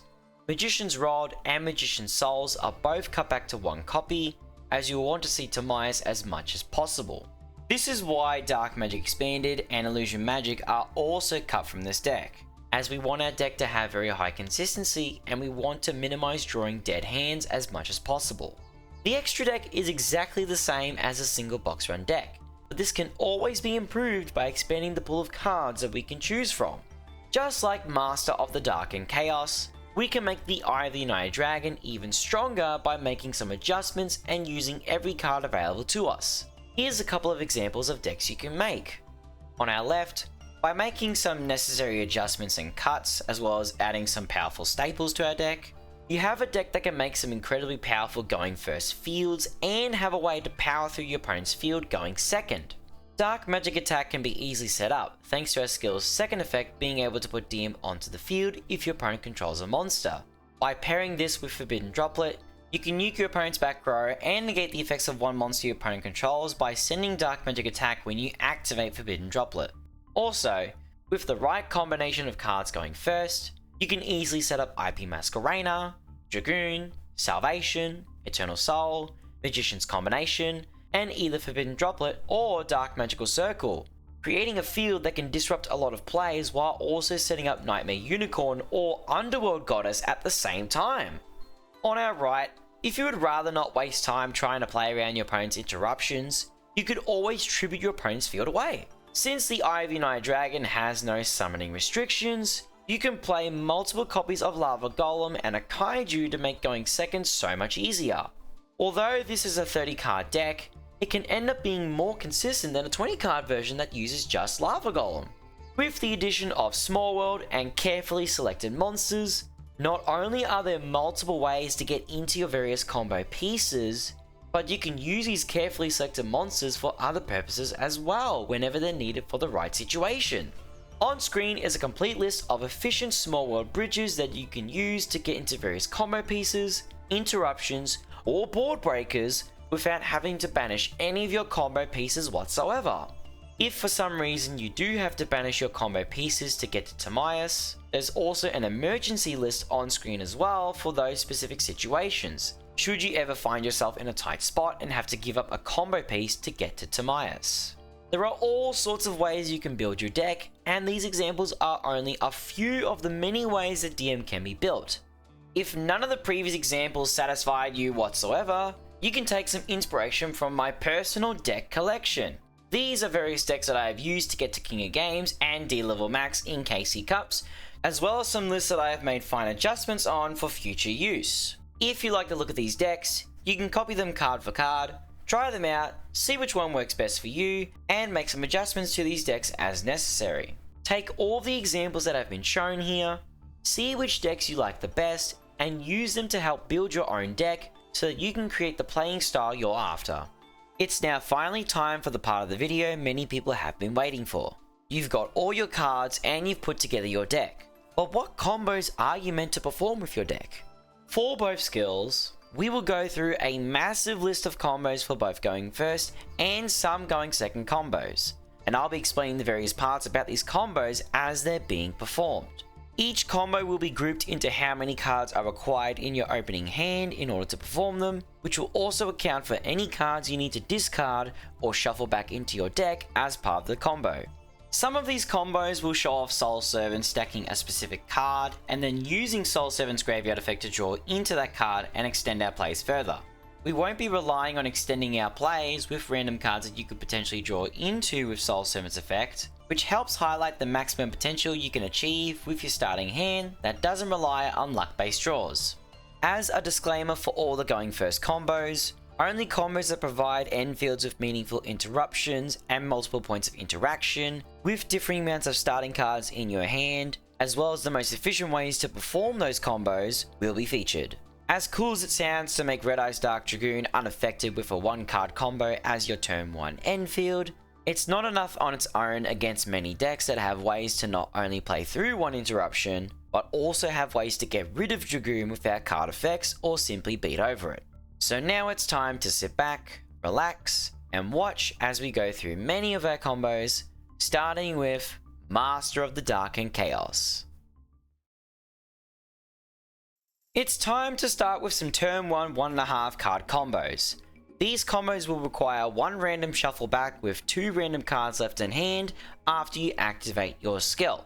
Now the first combo does require either Rod or Souls. If you have Illusion of Chaos, you can fix that very easy. So we go Illusion of Chaos, we'll add Rod for example, and we will put, say, Illusion of Chaos back in hand because it literally doesn't matter what we put back. So we activate our skill, we reveal our Rod in hand, and we shuffle back to Mighty United Dragon. We send DMG, then we add Salvation and Souls or Rod, whatever's not in our hand. Since we already have Rod, all we need to do is add Magician Salvation and Magician Souls. What we do here next, we go Normal Summon Rod, and we need to add Soul Servant to our hand. I already have Soul Servant in my hand, but I'm going to ignore that and pretend it's a random card, so we add Soul Servant to our hand. Next, we activate Magician Salvation, and we set Eternal Soul to our field. Then we activate Magician Soul's effect, sending DM to the graveyard, and sending Souls to the graveyard to summon DM from our graveyard, or DMG, doesn't matter which one you pick. Now that we've summoned DM, we activate Salvation's effect, targeting DM, and we summon DMG from our graveyard. Then what we do next, we go into our extra deck when we link summon IP by using DM and Rod. We activate our copy of Soul Servant, and we stack Dark Magical Circle on top. We banish Soul Servant to draw 2 cards, and we've got our Dark Magical Circle here, so we activate Circle and see what we can get. You know, we can grab whatever possible, we can grab Combination. Nice card. We'll grab that, reorder the top deck as to however you want. And then if you were able to draw anything, set that if possible. So now our combo has come to an end. At minimum, we have Eternal Soul to revive DM from our graveyard for a Circle Banish. We also have IP Masquerena to go into Nightmare Unicorn at minimum, and Rod contribute DMG for the Unicorn discard as well. So in case whatever you drew into were hand traps, you can utilize those to as best as possible. So as a demonstration, we'll just end our turn. We will wait for Kaiba to do whatever he wants to do. We will switch to on just so I can highlight. He sets a card face down. We go Eternal Soul. Summon DM from our graveyard. We activate Dark Magical Circle. Banish the card. We use Rod's effect. Tributing DMG. And we go IP Masquerainer to make Nightmare Unicorn. At Rod comes back into our hand. We activate Nightmare Unicorn's effect, discarding Rod, targeting whatever card in the field, and shuffling it back. And that doesn't even take into account what card we had set or any of our cards in our hand. A very effective combo at that with just one of our starting cards in hand. If you want to utilize Heraldic Seal of the Heavenly Spheres instead, you can do exactly the same combo as previously with some minor adjustments, using just Rod or Souls in your starting hand. Since we don't have Rod or Souls in our starting hand, but we have Illusion of Chaos, we can easily fix that. So we'll add just Rod, for example, and we'll put back any card, doesn't matter. We'll have to put DMG back because we preferably want to send DMG from our deck when we activate our skill. We'll activate our skill, and we reveal our Magician's Rod, and we shuffle back whatever card, doesn't particularly matter. We'll just put back Illusion of Chaos, we'll send DMG, and then we will add Souls and Salvation to our hand. If you have Souls instead of Rod, you add Rod instead. So what we do now, we normal summon Rod, and we add Soul Servant to our hand. Then we activate Magician's Salvation, and we will set Eternal Soul to our field.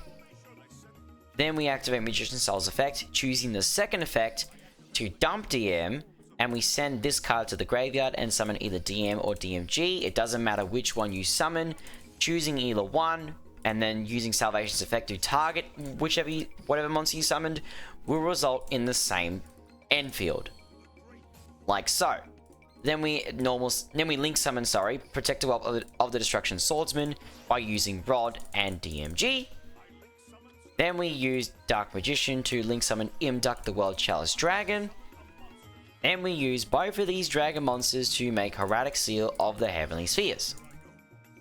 Now there are two directions you can take this combo into doing whatever you'd please. When you activate Soul Servant, you have two options to choose from.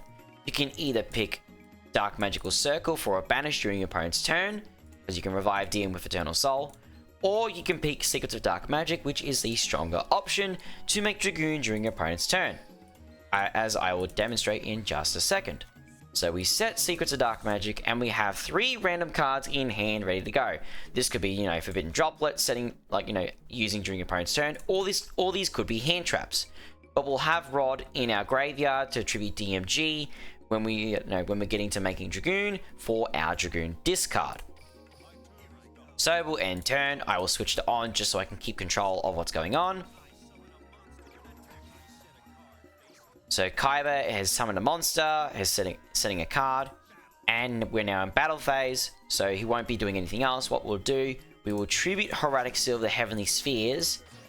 Very important, we activate Eternal Soul as well, so we can do things mid-chain. Whatever you do, do not bounce Magician's Salvation. You need it for the Rod discard if you want to utilize whatever's in your hand. If you don't need to utilize whatever's in your hand, you can discard for Dragoon's Negate, then you can safely bounce Magician's Salvation. But in this scenario, we're going to bounce out Kaiba's only monster on the field.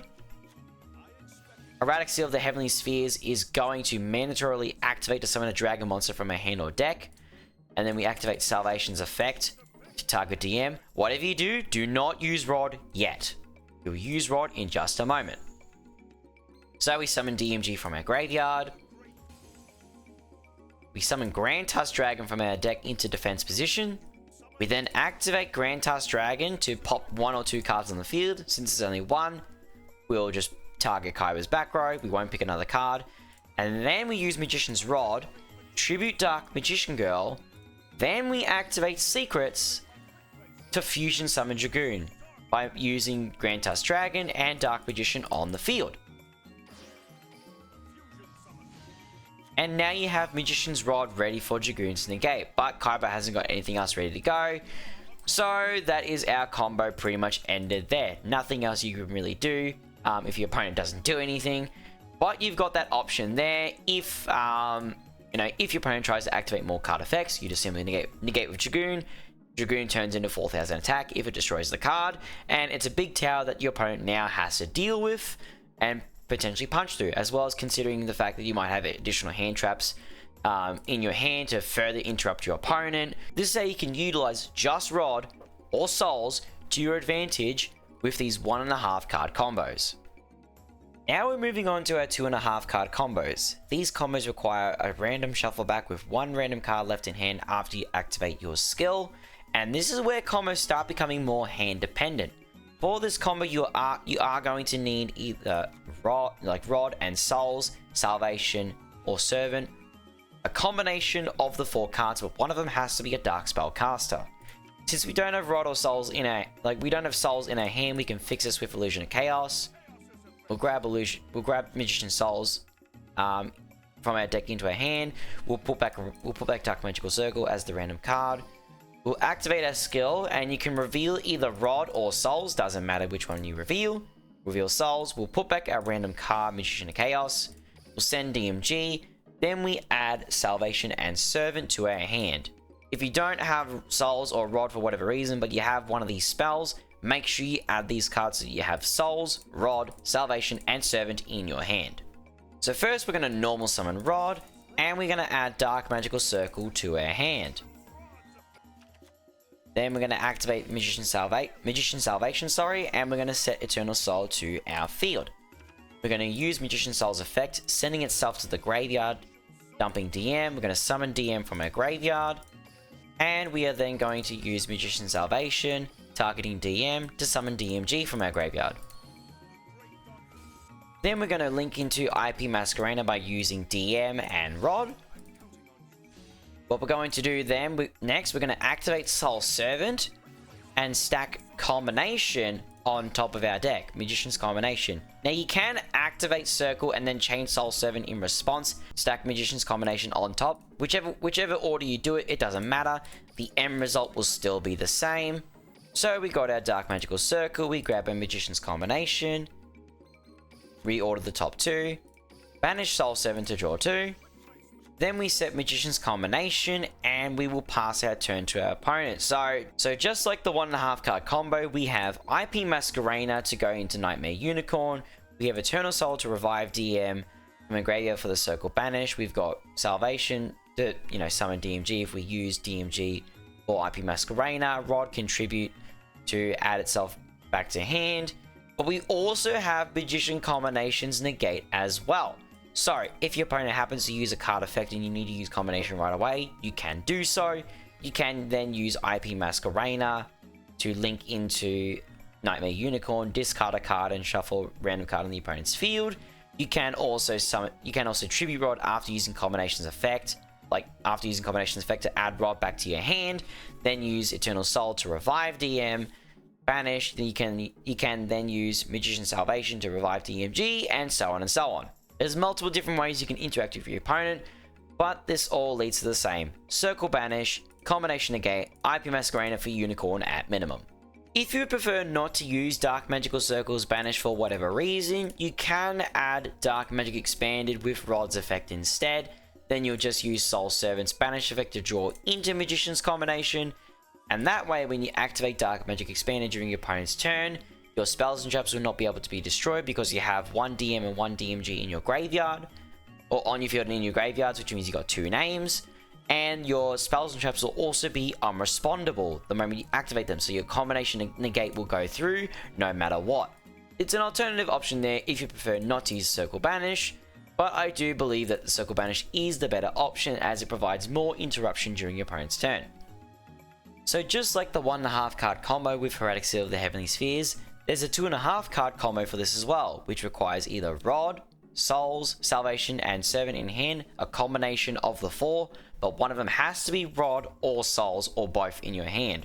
When you get a case where you draw into your Garnet like Grand Tusk Dragon, you will have to shuffle this back, but we can just pretend that this is a random card and we don't care about it. So what we're going to do, we're going to activate our skill, we're going to reveal Magician Souls in our hand. We already have Soul Servant in our hand, so we don't need to add it with our skill.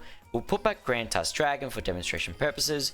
We send DMG, and then we add Rod and Salvation to our hand. We're going to then normal summon Rod, and we're going to add Secrets of Dark Magic to our hand so that we can guarantee the Dragoon Fusion summon during our opponent's turn. We activate Magician's Salvation to set Eternal Soul to our field. Then we activate Magician's Soul's effect using effect number 2. Send DM to the graveyard. We send Souls to the graveyard. Summon DM or DMG. As I will say again, does not matter which one you pick. The result will be the same. Salvation targets whatever you summon. Summons the opposite name from the graveyard. Then we do our link climbing. We use Rod and DMG to make Protector Whelp. We use DM to make MotDaC. Then we link climb into Heraldic Seal of the Heavenly Spheres with Protector Whelp and MotDaC. Then we use Soul 7's effect to stack Dark Magical Circle on top of our deck.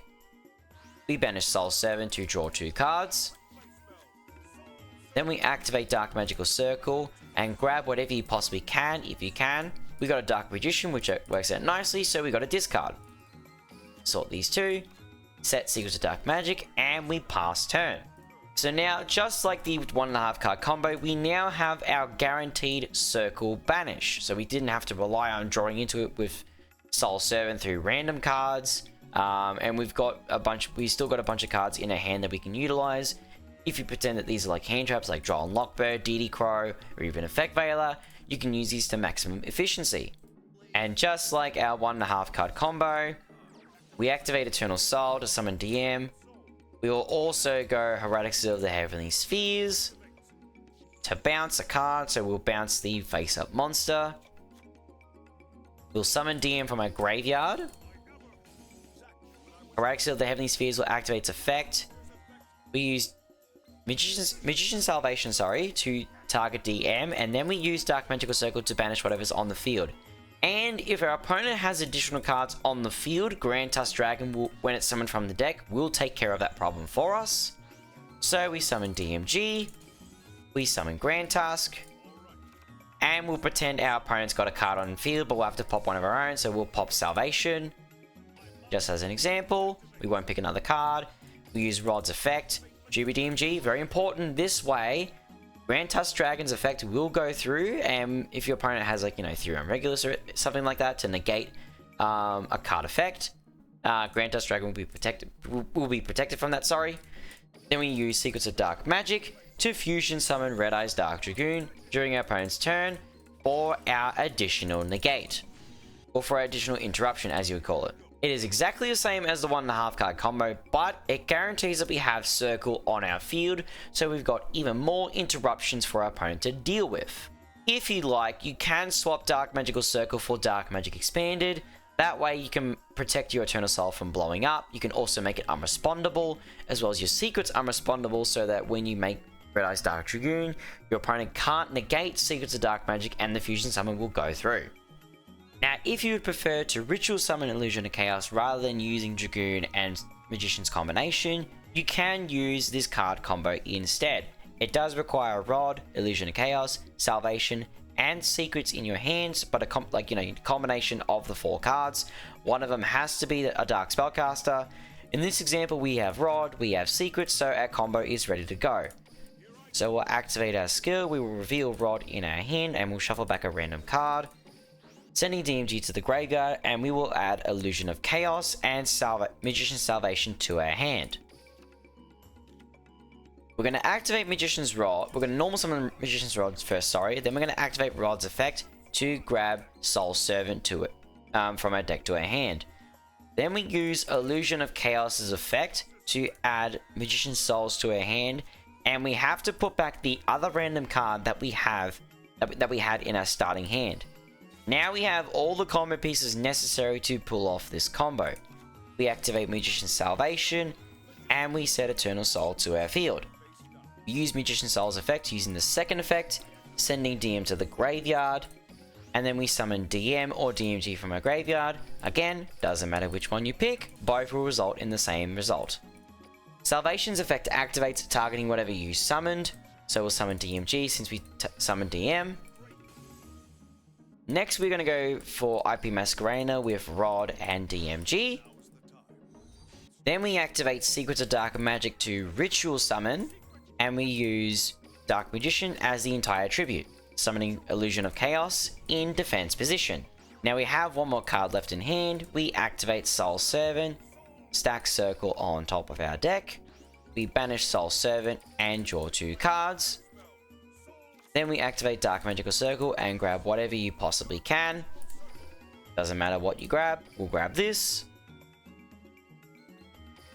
And then we pass our turn. And that's our turn completed. This is our end field here. We have IP Masquerena to go into Unicorn at minimum. Rod contribute DM or DMG, whatever you summon from the graveyard. You can also use Eternal Soul to revive DM to banish with Circle, as I'll demonstrate in just a moment. Now, because our NPC won't activate any monster effects, Illusion of Chaos will be a little bit useless in this situation.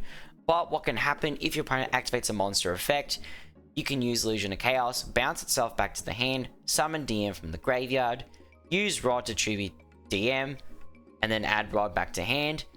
So for example, we'll say we've done all this, Illusion of Chaos no longer exists on our field and is back in our hand. We'll activate Eternal Soul, we'll summon DM, we'll activate Dark Magical Circle's effect to bounce a card, we'll activate Salvation's effect, targeting DM, then we use Rod's effect, tributing the DM or DMG, doesn't particularly matter, then you use IP Masquerena to link summon into Nightmare Unicorn.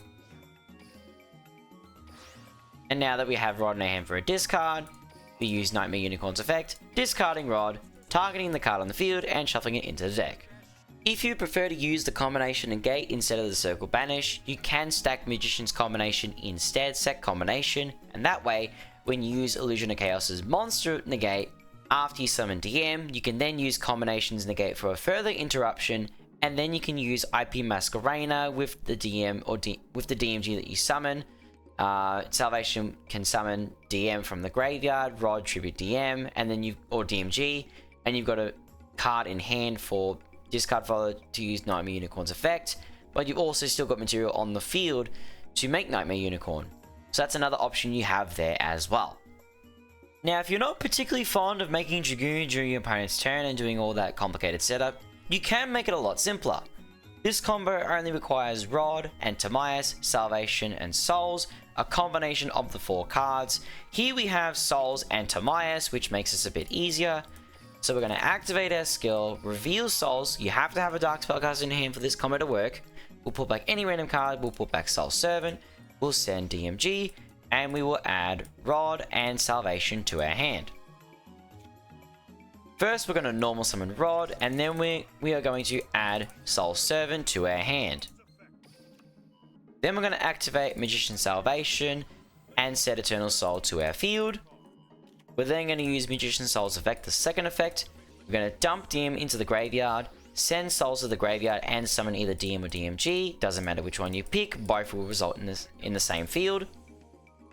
We use Salvation's effect, targeting DM, summoning DMG to the field, or the other way around, if you summon DMG instead of DM.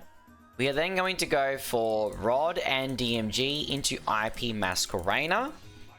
We're then going to use Timaeus United Dragon, sending Magician Salvation to the graveyard to summon Timaeus.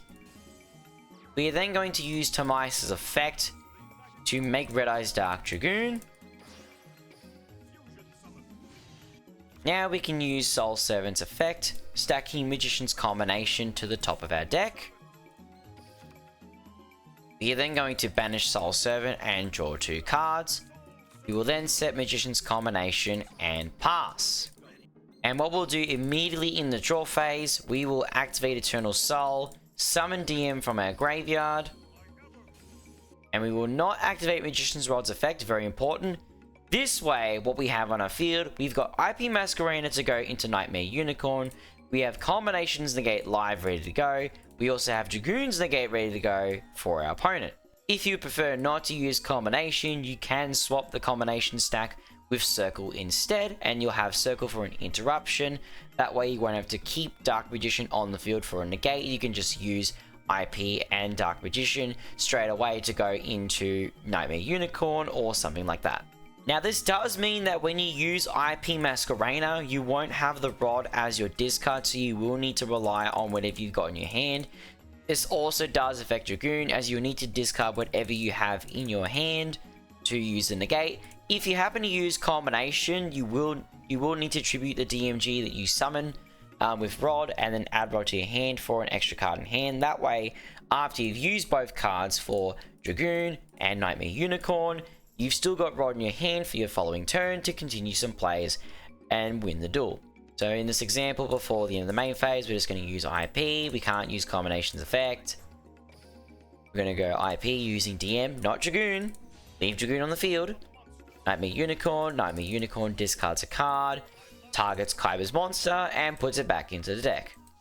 And that is all your interruptions that you can make with this field. And with summoning Dragoon on your own turn. Now that we've finished with all of our 2.5 card combos, we're now moving on to our 3.5 card combos. These combos require a random shuffle back, and you will end up with no random cards left in your hand after you activate your skill. So you need 3 out of your 5 combo pieces, and for the first combo we need Rod, DM, Salvation, Secrets, and Souls. We don't quite have all 3 in hand, but since we have Illusion of Chaos, which is a hand fixer, we can easily correct this. We add DM to our hand, and boom, we have our combo pieces ready to go. So we activate our skill, and we are forced to shuffle back the other Illusion of Chaos that's in our hand, and you can reveal any one of these 3 cards. It really does not matter which one you reveal. We put back the Illusion of Chaos, we will send DMG to the graveyard, and we will add Salvation and Secrets to our hand. First, we're going to normal summon Magician's Rod, and we're going to add Soul Servant to our hand. Then we activate Magician's Salvation and set Eternal Soul to our field.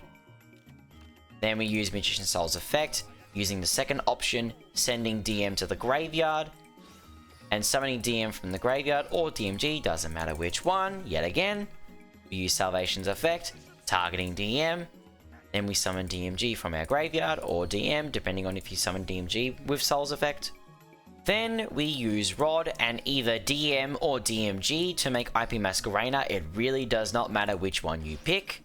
Both will result in the same end result.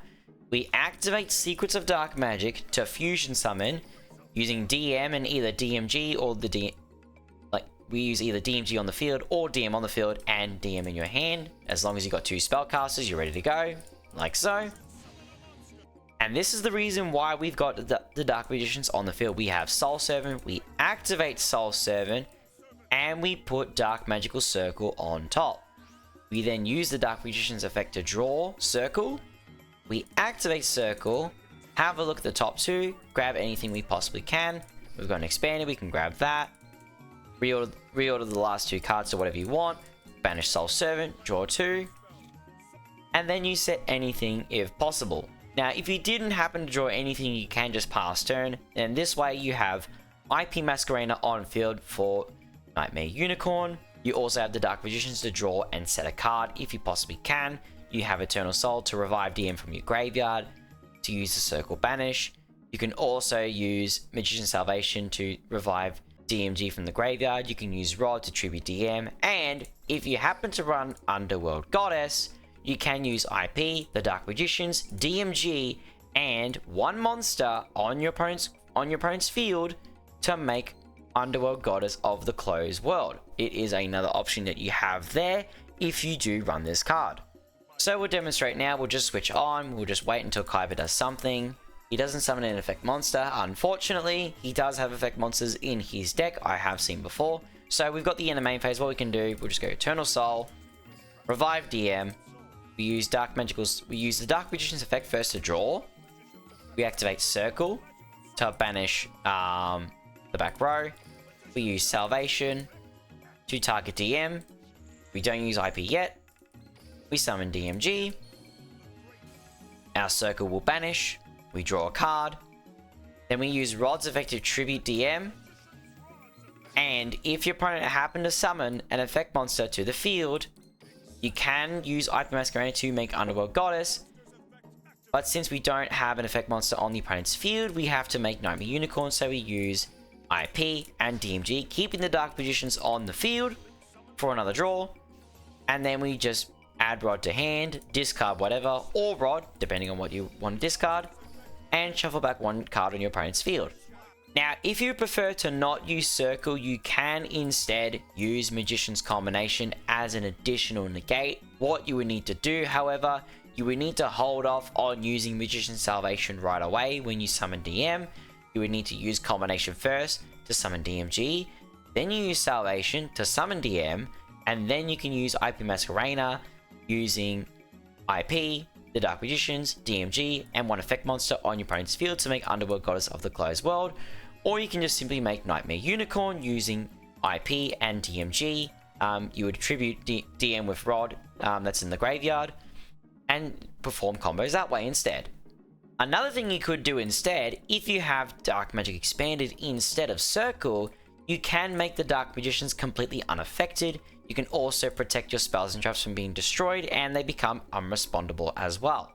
What you could do if you really wanted to, while you have Expanded set, you could shotgun Eternal Soul, summon DM, Salvation summons DMG, then you activate Dark Magic Expanded, while you have IP Masquerena, the Dark Magicians, DM, and DMG on your field. You don't tribute anything with Rod.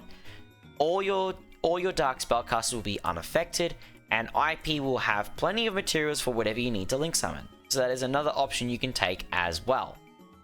If you would prefer to summon Dragoon rather than the Dark Magicians, we do have a combo for that instead, which requires DM, Rod, Salvation, Timaeus, and Souls.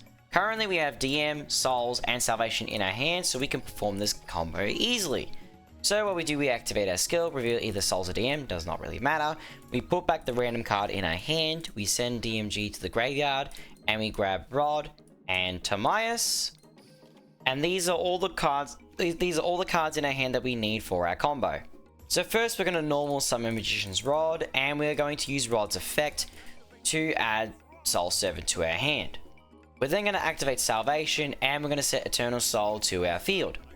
Then we're going to use Magician's Souls, sending Dark Magician to our graveyard, and we are going to summon DM from our graveyard. Then we're going to use Salvation to summon DMG from our graveyard by targeting DM. It doesn't matter which order you do this in, by the way. If you summon DMG, you just summon DM from graveyard. Either way, you will end with this field here in the middle of the combo. Stumbling over my words, sorry.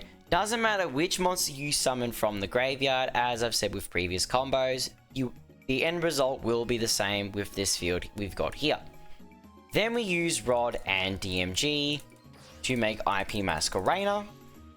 We activate Timaeus' effect in the hand, sending the DM that we have in our hand to summon Timaeus. We keep Salvation on our field. We then use Timaeus United Dragon's effect to make Red Eye's Dark Dragoon. Then we activate Soul Servant, which we can go into 3 different directions with this combo. We can either go for Dark Magical Circle to try and grab something from the top 2, and then use that as an additional card. We could also use Magician's Combination for an additional negate, or we could use Dark Magic Expanded to make Dragoon unaffected, since we have 2 Dark Magicians in the graveyard, and we have a DMG in the graveyard as well, which adds up to 3 or more names. For this example, I'm going to pick Circle, see if we can get lucky. We're going to banish Soul Servant, and we are going to draw 2 cards. We got lucky with a DM in hand, that's not bad. We activate Circle, see if we get lucky again. We got lucky again, and we grab Dark Magic Expanded. Now, I will not set the Dark Magic Expanded, since we're not going to be relying on too many cards that we grab from Circle and that. But if you want to, you can. We can set this. We pass turn. And what you have to do to make sure the Dragoon is unaffected, you need to, if you use Expanded, you need to immediately shotgun this in the draw phase to ensure that Dragoon will be unaffected. If you don't set the Dark Magic Expanded, or you didn't draw anything you could set, you've got IP Masquerena to go into Nightmare Unicorn. You've got Eternal Soul to revive DM. You've got Salvation to summon DMG. You've got Rod in the graveyard that can tribute DM for Rod. You've got Circle that can banish a card on the field. And if you happen to use Dragoon as well as DMG, you can also make Underworld Goddess of the Closed World if your opponent has an effect monster on the field. So we do have a number of options to choose from. If you want to use Combination instead of Circle, what you would need to do, you would need to shotgun Eternal Soul immediately, but you don't activate Salvation or Magician's Rod's effect in the graveyard. You would leave DM on the field. Then what would happen, you would have to time the combination negate correctly. You would use Combination's negate, you would summon DM from the graveyard. Salvation will trigger to target the DM you summoned and summon DMG from the graveyard. Then once that whole chain resolves, you attribute the DM on the field, and IP Masquerena can go into Nightmare Unicorn or into Underworld Goddess of the Closed World once you've used Dragoon's negate. So you do have that option there as well. And with Expanded instead of Circle or Combination, you wouldn't get Circle's benefit and you wouldn't get Combination's benefit either, but you would have a way to guarantee that Dragoon is unaffected, its negate cannot be stopped, and your spells and traps cannot be responded to. So any time that you would summon DM from the graveyard, the chain would be protected, nothing would hurt you at all whatsoever. The only thing that would hurt is IP Masquerena being negated or removed from the field. Yeah, that is pretty well the combo you can do there with Expanded. Honestly, the Circle option is stronger than Expanded on its own. Combination can be a little bit stronger than Circle compared to Circle, but it really depends on what the field looks like and when the negate is used. If the negate is forced out, then you can't really benefit from setting up all the pieces and that. Plus, if your opponent happens to have Lava Golem or Sphere Mode, they can get rid of this field pretty easy. I will personally say that I do believe Circle is the stronger option compared to just Combination and just Expanded. With just Expanded, you don't get the benefits of Circle or Combination, and with Combination, the negate has to be timed really, really well, and IP Masquerena's usage has to be timed right as well in tandem with Combination's negate. With Dark Magical Circle, however, you can use the Banish whenever you want, you can summon DMG, and then you've got monsters on the field ready for Unicorn, you've got your Dragoon here ready to negate, or if you want to make Underworld Goddess, you've got 3 effect monsters on your field, and you'll have 1 effect monster on your opponent's field to use as material as well. So I do believe that if you need to choose between the 3, I would honestly pick Circle rather than Combination or Expanded. Now, if you wanted to make the Ritual Summon combo that we showed in our 2.5 card combo a lot stronger, it does require the correct usage of Illusion of Chaos's effect. You cannot use Illusion of Chaos's effect in your as your first action to try and fix your hand to get to this combo. You need to preserve Illusion of Chaos's effect as much as possible. So this is a very hand dependent combo. But what it does require Rod, Illusion of Chaos, Salvation, Secrets, and Soul Servant. Since we have 3 of the 5 cards, we can easily do this combo. Or we do reveal either Illusion of Chaos or Rod, it does not matter which one you reveal. We put back our random card, we send DMG, then we add Salvation, and we add Soul Servant to our hand. First, what we're going to do, we're going to normal summon Rod, and we're going to add Dark Magical Circle to our hand. Very important for this combo. We're going to activate Magician's Salvation and set Eternal Soul to our field. Now what we need to do, we need to use Illusion of Chaos's effect, add Magician's Souls to our hand, and now you need to put either Soul Servant back to the top of your deck, or you put Secrets of Dark Magic back on top. For this one, we'll pick Soul Servant. We activate Dark Magical Circle, and we grab the Soul Servant we just put back on top of our deck, and reorder the top 2 to whatever you want. Then we use Magician's Souls to send DM to the graveyard. We choose the second effect.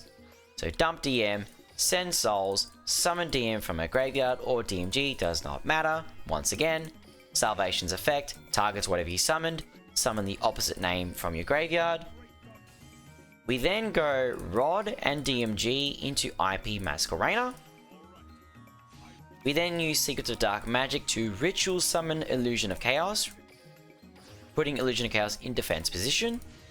We then use our Soul Servant that's still in our hand, and we manage to get back with Circle, putting either Combination on top of our deck for a Combination negate, or you can put Dark Magic Expanded on top instead to protect your spells and traps. The more stronger option, we'll take Magician's Combination, draw 2, we set Combination and pass. And this is slightly stronger than our 2.5 card combo because we have Guaranteed Circle, we have Guaranteed Combination, and we also have Eternal Soul to revive DM, we've got the Monster Negate, and we have IP Masquerader as well.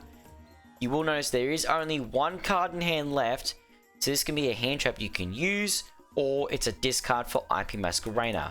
Or when you summon DM with Eternal Soul, and then Salvation summons DMG, you can then use Rod to tribute DMG or DM, doesn't matter which one, and then you can add that Rod back to your hand, and you'll have a discard for IP Masquerader once again. So the only difference with this combo compared to the 2.5 card combo, we utilized every single card in our hand as much as possible to guarantee that we had all these interruptions. Using Illusion of Chaos's effect at the correct time and in the correct way can help maximize the potential of your combos and guarantee that you keep certain cards in your hand and are able to do your other combos, setting up your field, and then guaranteeing you've got a lot of interruptions for your opponent to push through. Now, Kaiba has presented me with an example I just simply cannot pass up right before I was about to go into, the next duel and try and start more combos. If your opponent has an effect monster, Illusion of Chaos was not used for whatever reason, Eternal Soul to revive Dark Magician, and your combination negate goes unused for whatever reason as well. Just as another example. We use Circle's effect to banish a card on the field, not the effect monster, keep that in mind. We do not tribute anything with Rod yet. We summon DMG from a graveyard with Salvation. We then use Rod's effect, tribute DM, and now we use IP Masquerader to link summon Underworld Goddess of the Closed World by using all 5 monsters. And that's an example of how you can make Underworld Goddess of the Closed World using 3 monsters on your field and 1 effect monster on your opponent's field.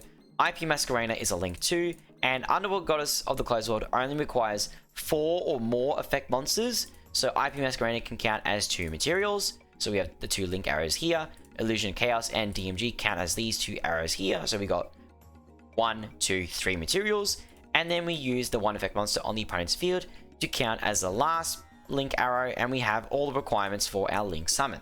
So remember to keep this in mind. IP Masquerader can make Underworld Goddess so much easier compared to trying to use 5 straight monsters. Now we're going to take our 2.5 card combo that we use for Heraldic Seal of the Heavenly Spheres and turn it into a 3.5 card combo to make it even better. We need Rod, DM, Souls, Salvation, and Servant in our hand to start off this combo. A combination of 3 out of the 5. We have Souls, we have Salvation, and we have Soul Servant as well, so we've got everything we need. So what we're going to do, we're going to activate the skill, we're going to reveal Magician Souls, shuffle back the random card, send DMG to the graveyard, we're then going to add Rod and DM to our hand. We're going to normal Magician's Rod, and we are going to add Dark Magical Circle to our hand. We're going to activate Magician Salvation, and we're going to use Magician Salvation to set Eternal Soul to our field. Then we're going to use Magician Soul's effect, using the second effect of Souls, sending DM to the graveyard, sending a self, summon DM or DMG. And in this example, I'm going to summon DMG, just so I don't have to keep saying it over and over, even though I do out of habit. See, I target DMG after summoning DMG, and the field is the same anytime you normal Rod and use Souls and Salvation to summon these monsters. The result will always be the same. Then what we're going to do, we're going to link climb using Rod and DMG to go into Protector Whelp. We're going to use DM to link summon MotDaC. We're then going to use Protector Whelp and MotDaC to make Heraldic Seal of the Heavenly Spheres. Then what we're going to do, we're going to activate Soul Servant. We're going to stack Secrets of Dark Magic on top. We're then going to activate Dark Magical Circle and grab the secrets that we just stacked. Reorder the top 2, banish Soul Servant, draw 2. We're going to set Secrets of Dark Magic, and then we're going to pass. We have a field that's a bit stronger than a 2.5 card combo. Because we have DM in our hand, we now don't have to worry about keeping DM on the field. So the moment you use Eternal Soul to summon DM to use Dark Magical Circle's effect, you can immediately use Rod's effect to tribute DM, and that way you're not going to be suspect to a Lava Golem, and your Heraldic Seal of the Heavenly Spheres will be safe. So then when you use Heraldic Seal of the Heavenly Spheres, you summon Grand Task, pop 1 or 2 cards, and then you activate Secrets of Dark Magic to fusion summon Red Eyes Dark Dragoon. If you prefer not to use Dark Magical Circle, what you can do instead when you normal summon Rod, you can add Dark Magic Expanded, but you cannot activate Expanded until you fusion summon Dragoon. The reason why is because in the graveyard there's currently 1 Dark Magician, 1 Dark Magician Girl, but with DM in our hand, once we summon Grand Tusk and make Red Eyes Dark Dragoon, we'll have 2 DMs and 1 DMG in the graveyard. So then you activate Dark Magic Expanded and your Dragoon will be unaffected, meaning your opponent has got 1 more interaction to deal with and it's completely unaffected, so that your opponent's going to have a really hard time dealing with it unless they've got a Kaiju to get rid of it. I do personally believe that Dark Magical Circle is the stronger option compared to Expanded, but you could always swap out Dark Magical Circle for a card like Forbidden Droplet instead, or another quick play spell or trap that you can use during your opponent's turn, and pair it with Heavenly Spheres and Grand Tusk Dragon's Pop, and Red Eyes Dark Dragoon as well. So here we're in the battle phase. Doesn't particularly matter for the example, but this is just for demonstration purposes. We summon DM from our graveyard. Gotta remember that. Now what happens here? We go Dark Magical Circle to banish a card. We use Rod's effect to tribute DMG, that way the spell and trap can be affected because of chain blocking. We can use Heraldic Seal the Heavenly Spheres to bounce any of our cards. What is actually I will show you an interesting interaction with this. See how we have Eternal Soul on our field, and you might be thinking this could be a liability. What you can do instead, bounce Eternal Soul to your hand. Now, because we have 2 mandatory effects, we can order these effects in a specific way. So if you want to protect Heraldic Seal the Heavenly Spheres effect to summon a monster from your deck or hand, what you do, Chainlink 1, Heraldic Seal the Heavenly Spheres, and then Chainlink 2, Eternal Soul, so that way Eternal Soul will blow up nothing on your field, amazing, and Heraldic Seal the Heavenly Spheres can resolve, summoning Grand Tusk Dragon. Then we can use Grand Tusk Dragon's effect to pop 2 cards this time, thank you Kaiba, very much. Then we activate Secrets of Dark Magic to fusion summon Red Eyes Dark Dragoon. And by doing this, we have Eternal Soul in our hand safe and sound. We can set it again and use it for our next turn, or we can use any other spells or traps that we need to and utilize them to the maximum, like use to the max as much as possible. Stumbling over my words, I apologize. Now it's time to show off the turn 1 navigation combo. I have thrown Mahard into my deck to show you the power of the draw 3. Plus, for this combo, Mahard can represent DM perfectly because, you know, DM is Mahard. But for this combo, if you don't use Mahard, namely what you want in your hand is Rod, Dark Magician, Illusion Magic, Secrets, and Servant. 3 out of those 5 cards. We've got Rod, we've got Soul Servant, and we can pretend this is Dark Magician, but Mahard's even better for the draw 3, as you will see in a moment. What we're going to do, we're going to activate our skill, we're going to reveal Rod, we're going to put Souls back, we're going to put DMG back, and we're going to add Secrets of Dark Magic, and we're going to add Illusion Magic. First, we're going to use Magician's Rod. We can use Magician's Rod's effect by normal summoning it. So Rod's effect. We're going to add Magician's Salvation to a hand. What you can do in this moment, if your opponent tries to activate a hand trap like Imperm or Effect Veiler, what you can do to dodge it, you can quickly use Illusion Magic to tribute Rod and add 2 Dark Magicians to your hand. You need to have 2 in your hand with Illusion Magic. You need to add 2. So we get Salvation because of Rod's effect. What we're then going to do, we're going to activate Secrets of Dark Magic, and we are going to make the Dark Magicians. Now, if you don't use Mahard, all 3 cards in your hand must be Dark Magician. Cannot be any other spellcaster, must be Dark Magician. Because if you don't use Mahard, you will need to use 2 Dark Magicians, and you need to have 1 Dark Magician in your hand. But since we have Mahard, we can use Mahard and Dark Magician to make the Dark Magicians.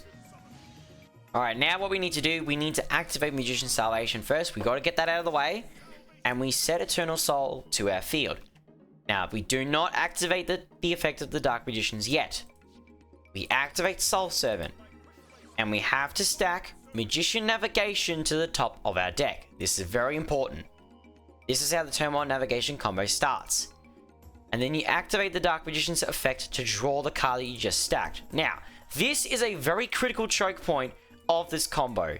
If the Dark Magician's is negated by any means necessary, then this combo dies. So you do have to be aware this is very susceptible to interruption.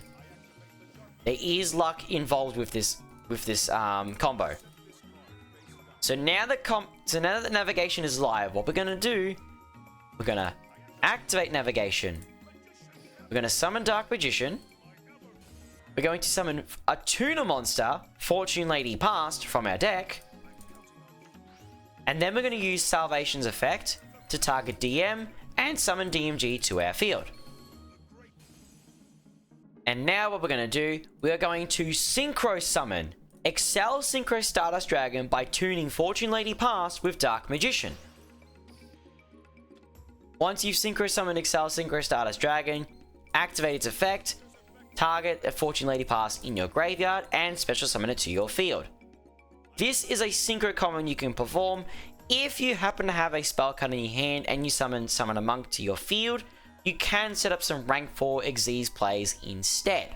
But that is a very risky combo because Summon a Monk does require a spell card, and if you do not have a spell card in your hand, which this combo leaves you with no cards in your hand whatsoever, so you have to depend on Soul Servant's draw effect, then the rank 4 Xyz plays won't work out whatsoever.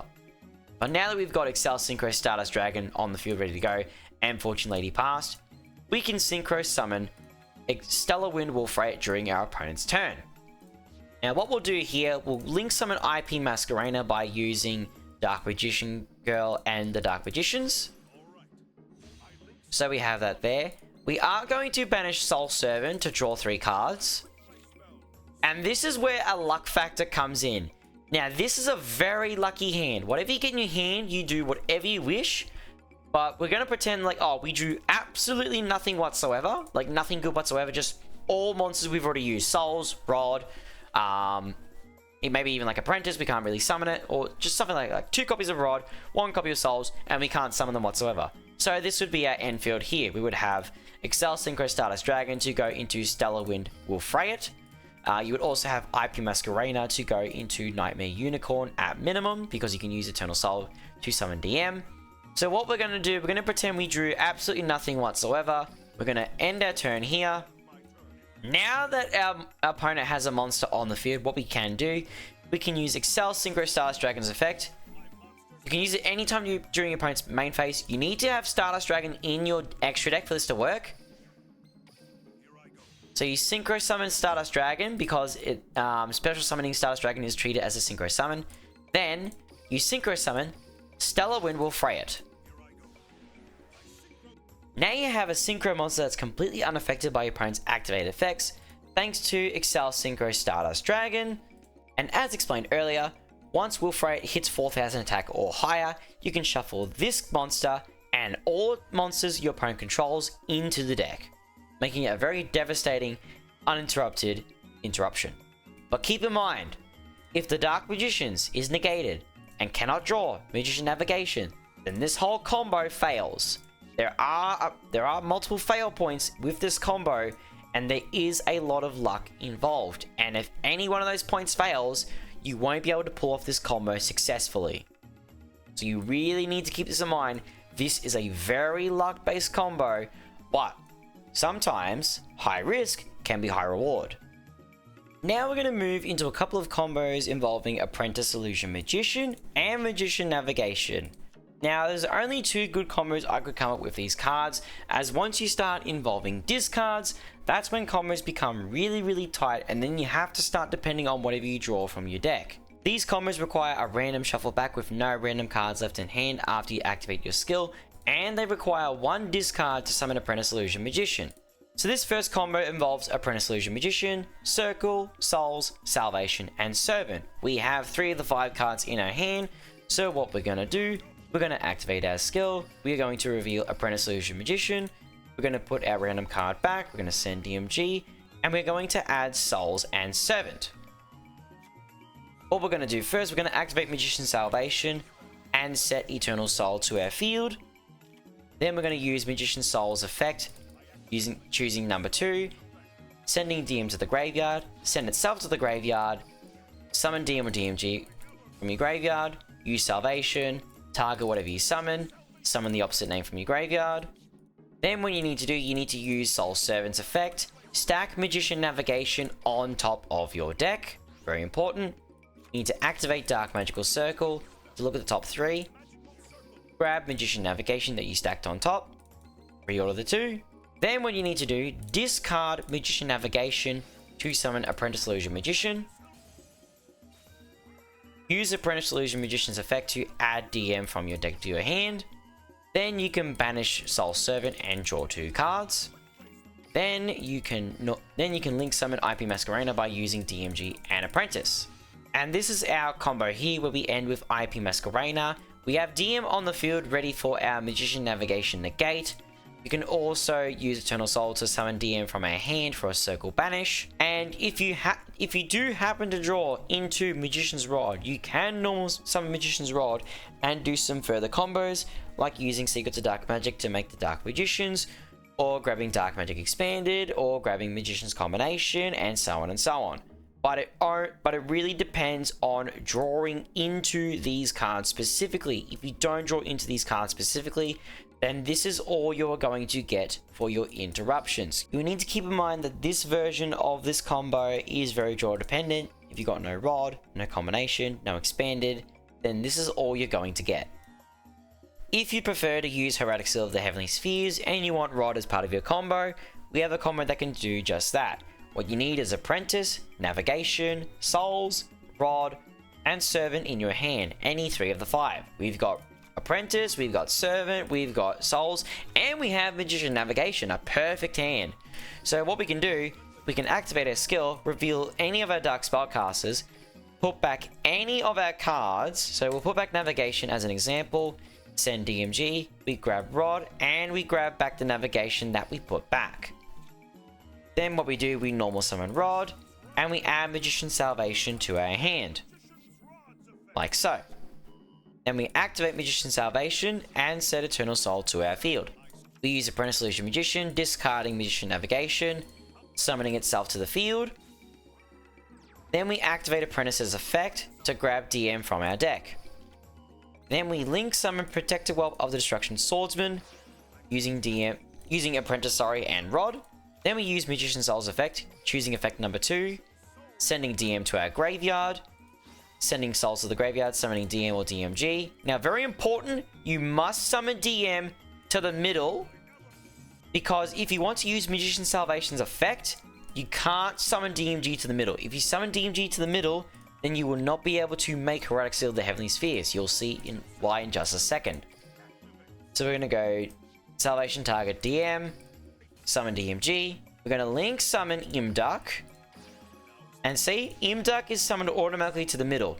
If DM is on the left and DMG is in the middle, you cannot link summon MotDaC, the World Chalice Dragon. You'll be forced to make IP Masquerena. Then what we do, we use Protector Whelp, stumbling over my words, and MotDaC to make Heretic Seal of the Heavenly Spheres. Then what we do, we activate Soul Servant to grab Secrets of Dark Magic, put that on top, banish Soul Servant, and we draw 2. Then we set Secrets of Dark Magic and pass our turn.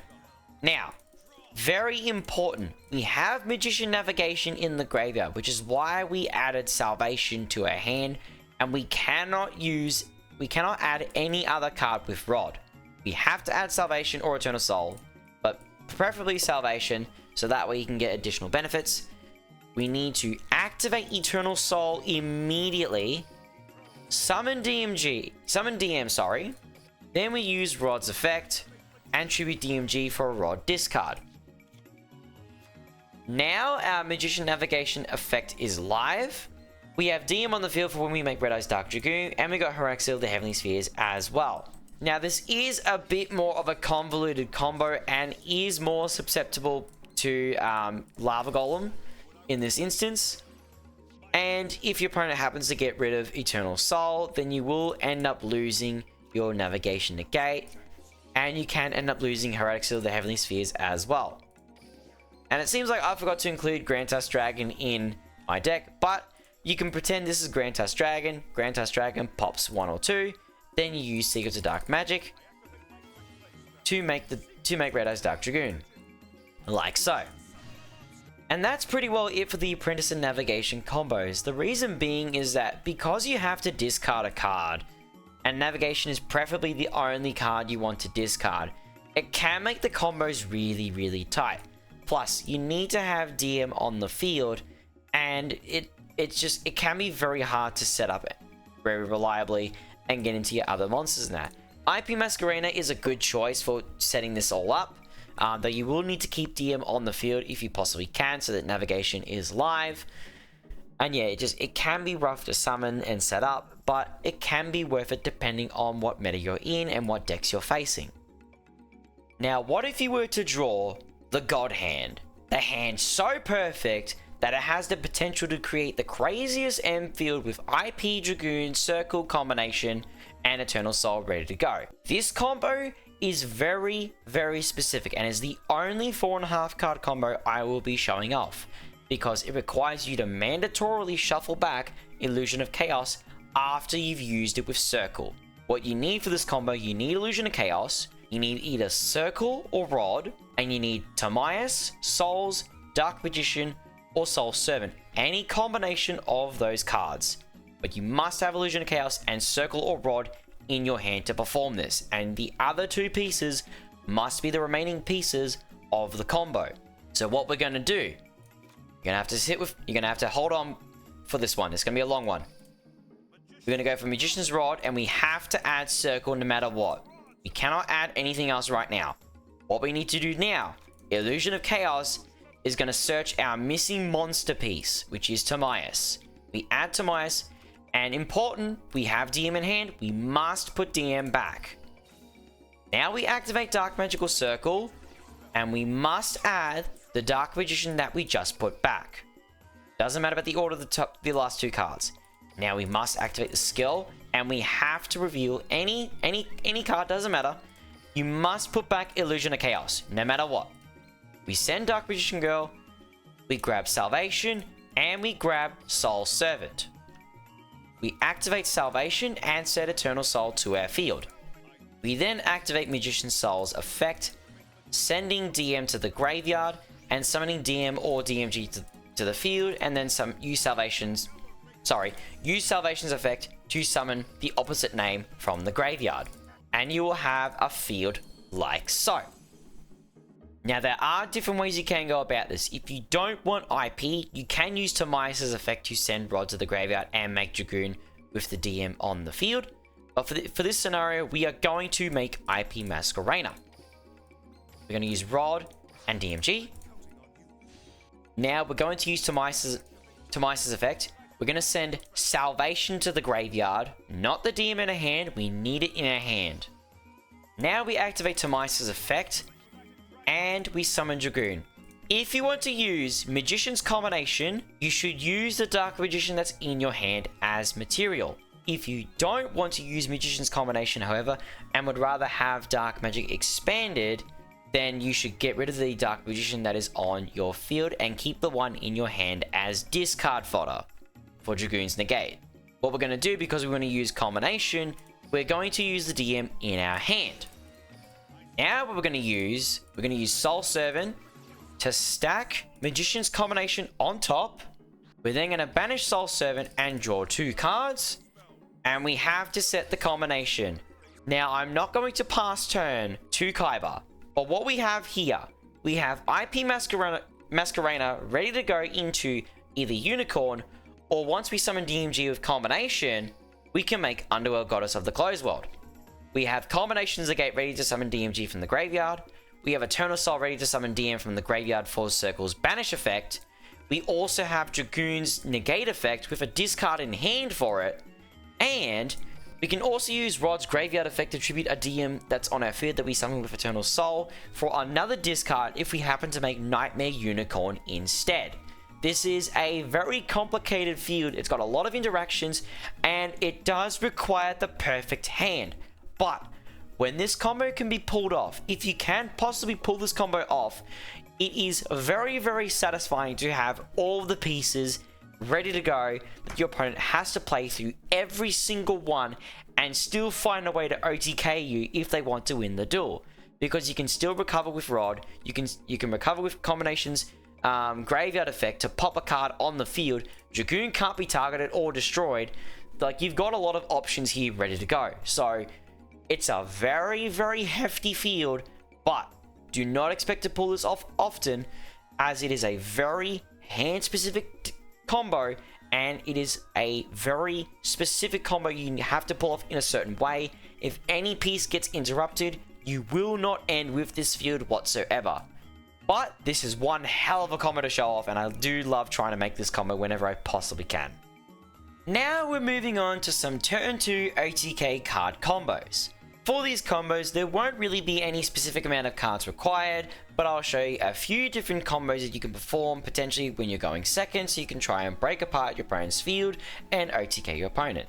You will be required to use the skills effect to randomly shuffle a card back, and with these combos, it is always assumed that you have activated your skill's third effect, setting Blue Eyes Ultimate Dragon to your field, putting Black Luster Soldier in your graveyard, and adding Ultimate Fusion to your hand. For this first combo, we're going to go for a 4,500 direct attack lethal hit with some spell and trap destruction. And all you need to perform this is either Souls or Illusion of Chaos, which we do have. All we need to do is just activate our skill, reveal Illusion of Chaos, then we'll just put back any card. Let's put back our Dark Magician, send DMG, and then we are going to add Secrets and Dark Magic Attack. Now that we have those cards, because we don't have Magician Souls, we're going to use Illusion of Chaos, IOC, to grab Magician Souls, and we will put back any card we don't need. Let's say we don't need Illusion of Chaos anymore, we'll put that back. Then we activate Magician Souls effect, using the second effect, sending DM to the graveyard, and we are going to summon DM specifically for this combo. Next, we are going to activate Dark Magic Attack to destroy all spells and traps the opponent controls. Very simple. We then activate Secrets of Dark Magic, using the DM on field and Blue Eyes Ultimate Dragon to create the Great Double Caster Caster. And if you need an extra boost, you can use Ultimate Fusion and summon Dragon Master Knight to the field. Now all we need to do is move to the battle phase, use the Great Double Caster Caster. See how we got two different lines here? Because the Great Double Caster can attack directly, we can now just deal lethal damage right away.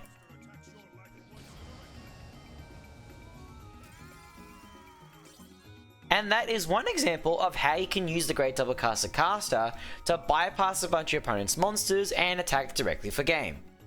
Now it's time to showcase one of my favorite going second OTK combos. It's a combo I like to call the Unaffected Master of Chaos. It specifically involves Magician of Chaos, Rod, and Dark Magician, but since we don't have Dark Magician, we can use Illusion of Chaos to grab Dark Magician. First of all, we will activate our skill's third effect, and grab Ultimate Fusion, put Blue Eyes Ultimate Dragon onto the field, and we have Black Luster Soldier in the graveyard. We use Illusion of Chaos as effect, we grab Dark Magician, and we put back a card we don't need. So we can put back we can put back Tremias, for example, or even Illusion of Chaos. Doesn't matter which one. We will now activate our skill. We will shuffle a random card back by revealing DM.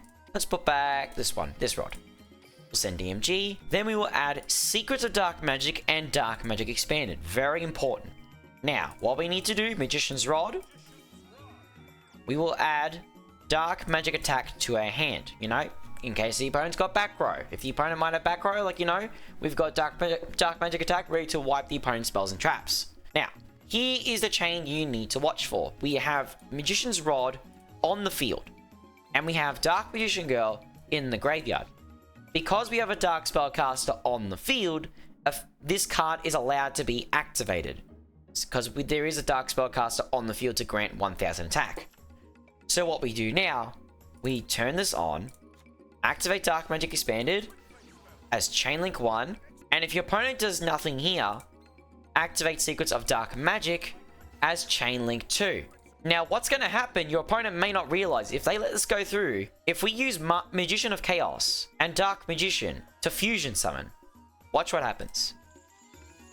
The chain resolves, Master of Chaos, and we use these two as materials.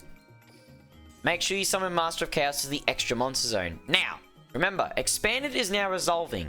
Previously, we only had one DM and or DMG on the field and in the graveyards. But now we've got 1, 2, and if we look at Magician of Chaos, because his name becomes Dark Magician while on the field or in the graveyard, it is now number 3 for Expanded. So Magician of Chaos is now completely unaffected by the opponent's card effects. And so we can pick any spellcaster to summon. We'll pick DM. Now, if your opponent had any back row, because Expanded successfully resolved, you can activate Dark Magic Attack, and it'll be completely unrespondable. Your opponent won't be able to do anything to it whatsoever, and they'll be forced to watch their entire back row be wiped off the field. And then, you can use Master of Chaos's effect, tributing Blue Eyes Ultimate Dragon, and either Rod or DM, doesn't matter. You can leave Rod on the field because it's completely unaffected by the opponent's card effects. So we can do this, and you watch all your opponent's monsters be banished, and then if you need a little bit more damage, you can use Ultimate Fusion and create Dragon Master Knight for that lethal push. And now we can just go to the battle phase and swing with Master of Chaos for game. It's a nice little combo that comes with very powerful board removal, and if your opponent can't stop Master of Chaos because of Expanded, they're going to be forced to sit there and just watch their opponents be banished, and they can't do anything about it. It's a pretty damn nice combo.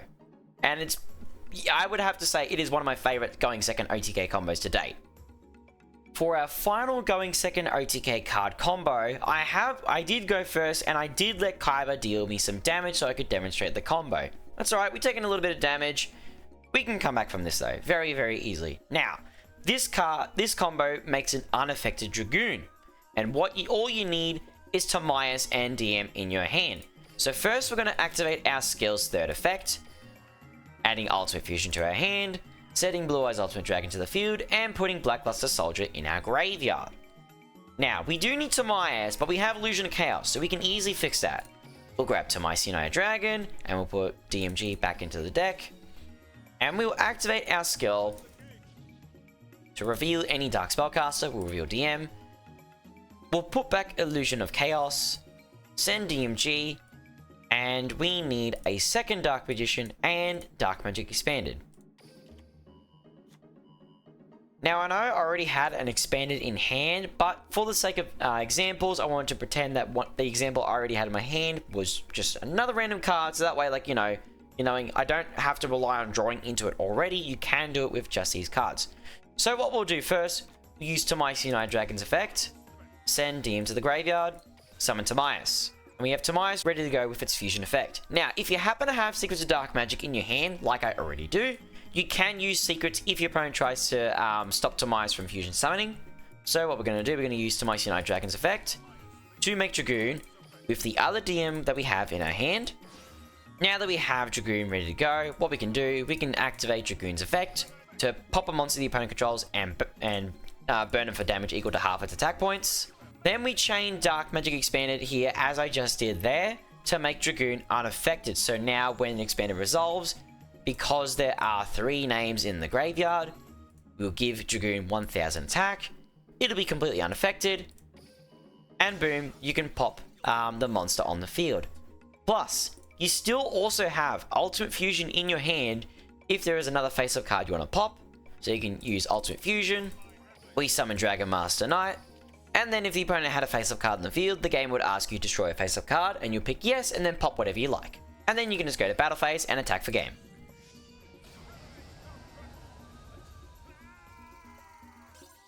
Now keep in mind, these combos are not always going to go correctly, but they are examples that you can follow for some going second ideas.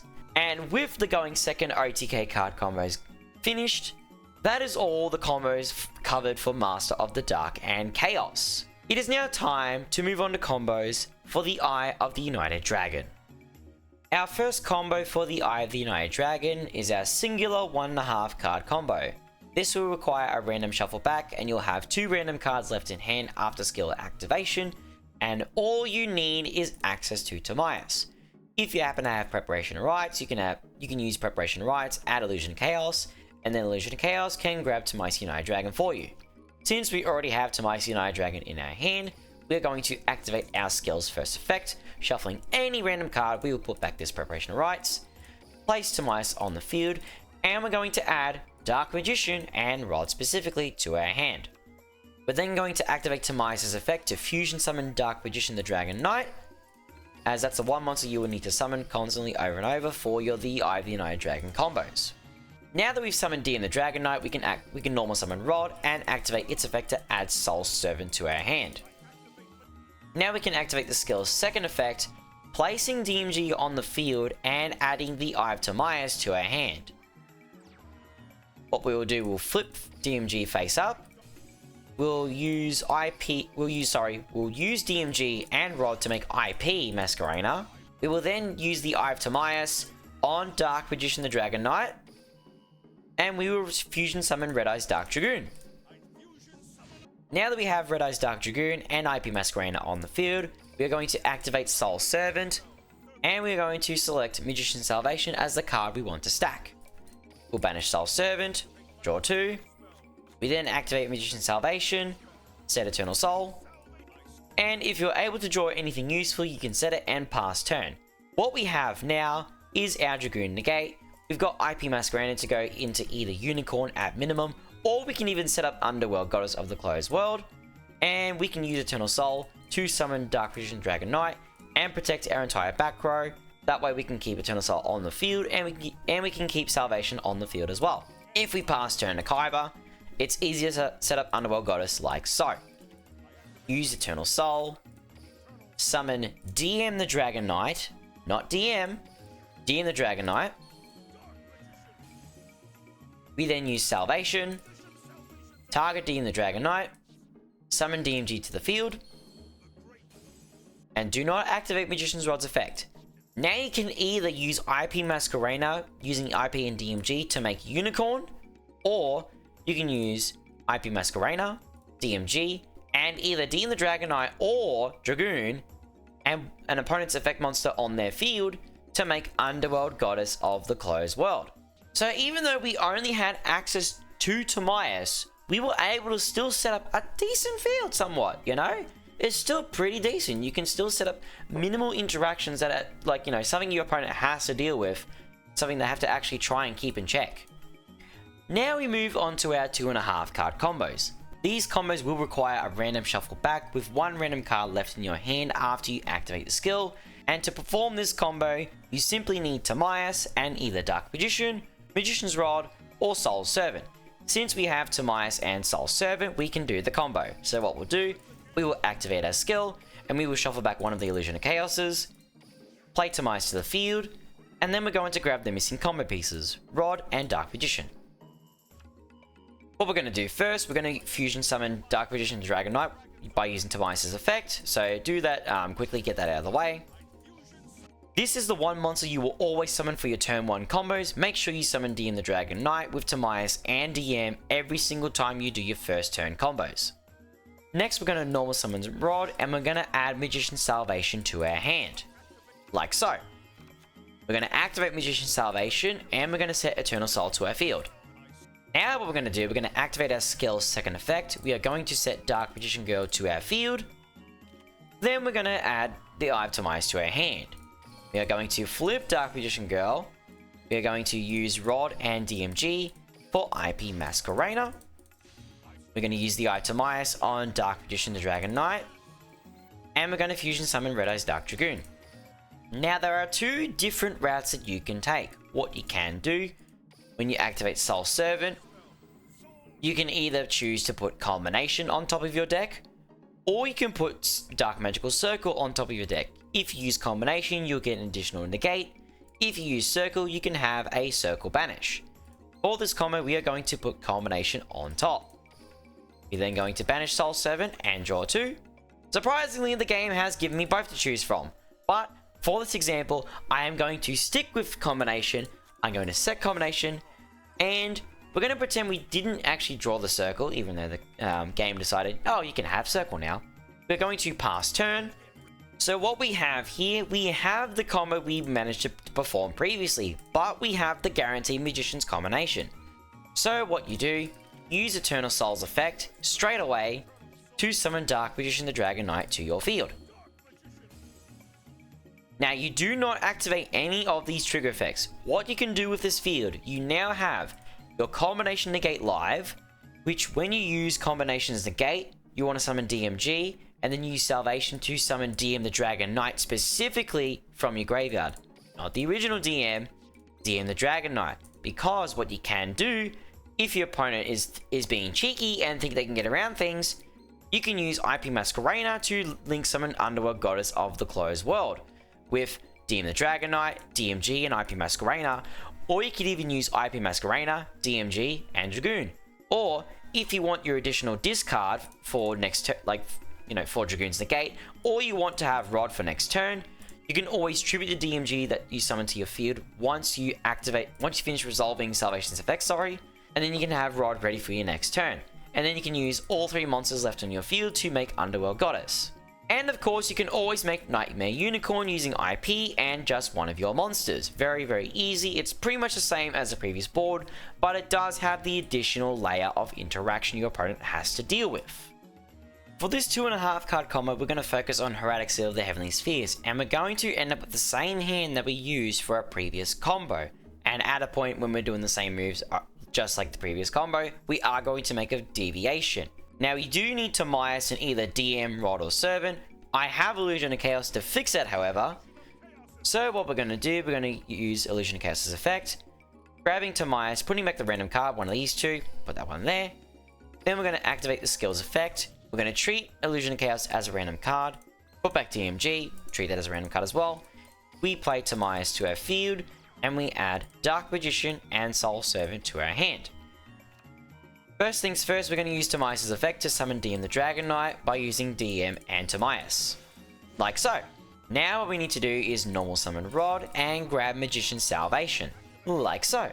Then we activate Magician Salvation and set Eternal Soul to our field. Now we activate our skill's second effect, set DMG to the field, and add the Eye of Timaeus to our hand. We're going to flip summon DMG. Now, we don't use Rod and we don't use DMG for IP because we're making Hieratic Seal of the Heavenly Spheres. We don't even use it for Protector Well yet. What we're going to do, we're going to use the Eye of Timaeus on Dark Magician Girl. And we're going to summon the Dark Magicians. Now what we're going to do, we're going to use Soul Servant to stack Secrets of Dark Magic on top of the deck. And we're going to use the Dark Magician's effect to draw secrets. We're not going to set it yet. Now what we can do, we can link summon Protector Welt by using the Dark Magicians and Magician's Rod.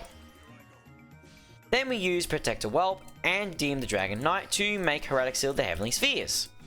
Then we banish Soul Servant from our graveyard to draw 2. Then we set Secrets of Dark Magic. And that is our combo complete. This is similar to our previous Hieratic Seal of the Heavenly Spheres fields, but it does have the benefit of using the Dark Magicians to draw an extra card and get us whatever we need, whether it be hand traps or whether it be just fodder for Dragoon's discard and so on. Now I did unfortunately draw Grand Tusk Dragon, which doesn't really does impact the combos a bit. If you happen to draw Grand Tusk Dragon, you will need to just keep in mind, do not do anything to get rid of this card. You will need to summon it from your hand specifically. We use Hieratic Seal of the Heavenly Spheres effect. We're gonna bounce Salvation. Hieratic Seal of the Heavenly Spheres will trigger. We're gonna activate Eternal Soul to summon DM from our graveyard. We then summon Grand Tusk Dragon from our hand. We pop one card on the opponent's field, or 2 if they have another one. Then we can use Secrets of Dark Magic to fusion summon Red Eye's Dark Dragoon, since we have DM and a Dragon effect monster. Like so. And that's your 2.5 card combos there. Now we're moving on to our turn 1 3.5 card combos, which are more hand dependent than our previous combos. These combos require a random shuffle back with no random cards left in your hand after you activate your skill. For this combo we need Timaeus, Dark Magical Circle, and either Illusion of Chaos, Magician's Rod, or Soul Servant. And for this combo you cannot use Illusion of Chaos's effect unless you're doing it as part of the combo. You'll see why in just a moment. So we have Timaeus, we have Dark Magical Circle, and we have Soul Servant. Perfect. So what we're going to do, we're going to activate our skill, we're going to put back Secrets of Dark Magic, we're going to play Timaeus to our field, and then we're going to add Rod and Illusion of Chaos to our hand. Now you may be wondering, why did I not add DM whatsoever? This is where Illusion of Chaos comes in hand. What we're going to do, we're going to activate Illusion of Chaos's effect, we're going to add Dark Magician, then we're going to put Soul Servant back on top of the deck. You're then going to activate Dark Magical Circle and grab the Soul Servant that we just put back. Now we have the 3 cards that we want for our combo, and we have Illusion of Chaos as our guaranteed discard fodder for Dragoon's Negate.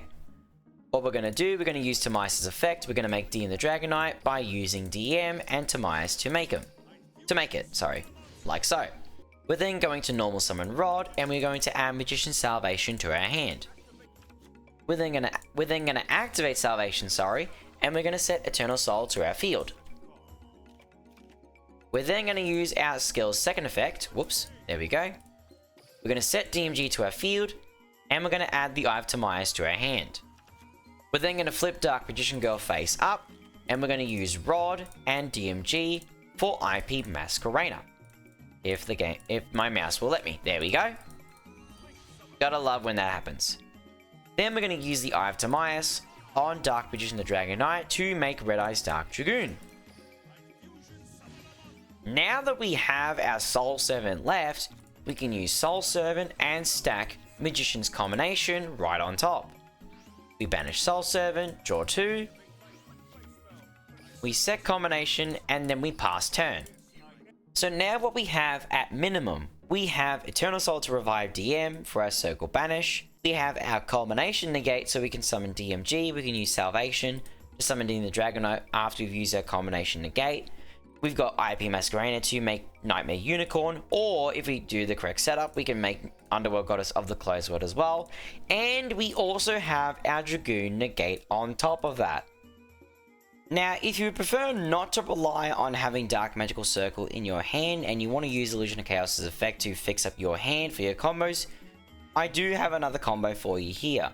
For this combo, you do need Timaeus, Souls, and DM, Rod, or Servant in your hand, so a combination of those 3 cards, but Timaeus has to be in your hand. We do have Salvation in here, which can sort of act as Rod. We can fix this up a little bit to make this a little bit nicer. What we're going to do, we're going to use Illusion of Chaos's effect, add Rod to our hand. We're going to put back Circle, then we're going to use our skill's effect. We're going to shuffle back our Illusion of Chaos. We will get our same field as we would previously. What we're going to do, we're going to add DM and Souls. Now, when we normal summon Rod, we're not going to grab Salvation because we already have it in our hand. Instead, we're going to grab Soul Servant, as you'll see in just a moment. First, what we're going to do, we're going to use Timaeus United Dragon's effect to make DM the Dragon Knight, like so. There we are. Now what we're going to do, we're going to use Magician's Rod. We're going to use Rod's effect, grab Soul Servant, and it'd be just as if we use Rod to grab Salvation instead. You know, as long as you have one of these 2 in your hand, either way, it works out. Then we activate Salvation. We'll set Eternal Soul right there. We're going to use our skill's second effect, set DMG on the field, like so. Then we're going to flip summon DMG. We're going to use Rod and DMG to make IP Masquerader. We're going to use the Eye of Timaeus targeting DM the Dragon Knight to make Red Eye's Dark Dragoon. Like so. Now what we're going to do, we're going to activate Magician Soul's effect, choosing the second effect, sending our last DM to the graveyard, or if you have 2 more, just send one of them. And we're going to send Souls to our graveyard, summon DM the Dragon Knight to your field. We're then going to use Salvation's effect to summon DMG from the graveyard, like so. We're then going to activate Soul Servant and stack Magician's Culmination on top. We're then going to banish Soul Servant to draw 2 cards. We're going to set our combination and pass turn. Now what we have here, instead of our Circle Banish, we've got IP on the field for Unicorn or Underworld Goddess of the Closed World. We've got Dragoon's Negate. We've got DM the Dragon Knight protecting our spells and traps. And we've got DMG on the field for our Combination Negate. If you would prefer, what you can do, you can shotgun Eternal Soul right now. We don't activate effect. So now we have Eternal Soul on the field ready to protect our DM the Dragon Knight. What you can do once Eternal Soul resolves, you can use Rod's effect to tribute DMG. And then what will happen when you use Combinations Negate, you will tribute DM the Dragon Knight, sorry. Summoning DMG from your graveyard. And what you can do, you can chain Eternal Soul to summon DM the Dragon Knight quickly to your field, so that way you've got all your monster zones full ready to go, so that way you can either pick use IP Masquerader for Unicorn, or pick Underworld Goddess of the Closed World to make with IP Masquerader, DM the Dragon Knight, and DMG. All in all, it's just missing our Dark Magical Circle, but we already have DM the Dragon Knight on the field protecting our spells and traps, so that way we don't have to shotgun Eternal Soul and summon DM the Dragon Knight straight away. Meaning that our entire back row is entirely protected without having to try and summon DM the Dragon Knight from our graveyard onto our field. It's already there, already live, ready to go. Now we're going to do a combo for Heretic Seal of the Heavenly Spheres that utilizes Dark Magical Circle and Illusion of Chaos as part of our combo. So what we need, like our previous example, we need Timaeus, Circle, and IIC, or Rod or Servant, one of those cards in our hand. We've got 3 of them here, so we can do the combo. So we shuffle back the DD Crow, we play Timaeus to our field, then we add Magician's Rod and Dark Magical Circle to our hand. Now what we're going to do, like before, we're going to use Illusion of Chaos as effect, we're going to grab Dark Magician, we're going to put Soul Servant back, we're going to activate Dark Magical Circle, and we're going to grab Soul Servant from the top of our deck and add it to our hand, and we just reorder the top 2 to whatever we want, whatever cards we want. Doesn't really matter at this point. Sorry, stumbling over my words. Anyway, what we're going to do, we're going to use Timaeus' effect, and we're going to make DM the Dragon Knight as we previously have done before. Just like so. We're then going to normal summon Rod, and we're going to add Magician's Salvation to our hand. Like so. We're then going to activate Magician's Salvation, and we're going to set Eternal Soul to our field. We're going to use our skill's second effect to set DMG to our field, and we're going to add the Eye of Timaeus to our hand for free. We're going to flip DMG, and then we're going to use the Eye of Timaeus on DMG. And we're going to make the Dark Magicians. What we're going to do now, we're going to use Soul Servant, and we're going to stack Secrets of Dark Magic on top. We're then going to use the Dark Magician's effect to draw a card. We're not going to set Secrets of Dark Magic yet. We're going to use Rod and the Dark Magicians to make Protector Whelp. We're then going to use Protector Whelp and DM the Dragon Knight to make Heretic Seal of the Heavenly Spheres. Then we can banish Soul Servant from our graveyard, draw 2, and we can set and pass. Now, what we've created here, we've got Illusion of Chaos for our Dragoon discard fighter for Dragoon's Negate, sorry. And we also happen to draw into a couple of hand traps. Now, you could pretend that like this one of these drawn Lockbirds is like a DD Crow or an Effect Veiler, but this is really perfect for, you know, adding additional layers on top of your interruptions here. We've got the Circle Banish, which Eternal Soul provides. We've got Heretic Seal of the Heavenly Spheres to, you know, bounce a card the opponent controls and pop 1 or 2 cards. And we've got Secrets to make Red Eye's Dark Dragoon as well. So we now activate Sphere's effect. We'll activate Eternal Soul as well, just to demonstrate. We got DM the Dragon Knight. We're bouncing this. Heretic Seal of the Heavenly Spheres will activate. Dark Magical Circle will banish a card, sorry. Salvation will target DM the Dragon Knight. We summon DMG. We bounce. Or we banish, sorry. We summon Grand Tusk. Grand Tusk won't pop anything. Oh, we can use that as an example. We can pop Salvation. Just an example. And then we're going to go Rod to tribute DMG. We're then going to use Secrets to make Red Eye's Dark Dragoon. And now we've got Magician's Rod ready for our next turn. Good stuff. For our final 3.5 card combo, we're going to make Heavenly Spheres again. This time, we're not going to utilize Circle and we're going to utilize Dark Magic Expanded instead. For this combo, you are going to need Timaeus, Expanded, and DM, Rod, or Soul Servant. We do have Illusion of Chaos in our hand, so we can easily fix things up. We can grab Dark Magician, put Illusion of Chaos back, then we can activate our skill, put back the Forbidden Droplet, play Timaeus to our field, Then we can grab Rod and Soul 7. Sorry, Rod and Soul 7. Apologies, stumbling over my words. What we're going to do first, we're going to activate TEotUD United Dragon's effect to make DM the Dragon Knight. Like so. Then we're going to normal summon Rod, and we're going to add Magician's Salvation to our hand. Like so. Then we're going to activate Magician's Salvation and set Eternal Soul to our field. Then we're going to activate our skill's second effect, and we are going to set DMG onto our field, and we're going to add the Eye of Timaeus to our hand. We're going to flip summon DMG, and we're going to use the Eye of Timaeus on Dark Magician Girl. We're going to make the Dark Magicians, like so. We're then going to activate Soul Servant and stack secrets on top, like so. We're then going to use the Dark Magician. We're then going to use, the Dark Magician's effect. Grab secrets, but we're not going to set it. We're then going to make Protector Whelp with Rod and the Dark Magicians, like this. Then we use Protector Whelp, and DM the Dragon Knight for Heraldic Seal of the Heavenly Spheres. Then we're going to banish Soul Servant, draw 2. We're then going to set Dark Magic Expanded, and we're going to set Secrets, and we're going to pass turn. Now, compared to Circle on the field, we have Expanded. So once we summon Dragoon, because we have 1, 2, 3 names, when we summon Dragoon, we can use Dark Magic Expanded to make Dragoon unaffected, as you will see in just a second. Like so.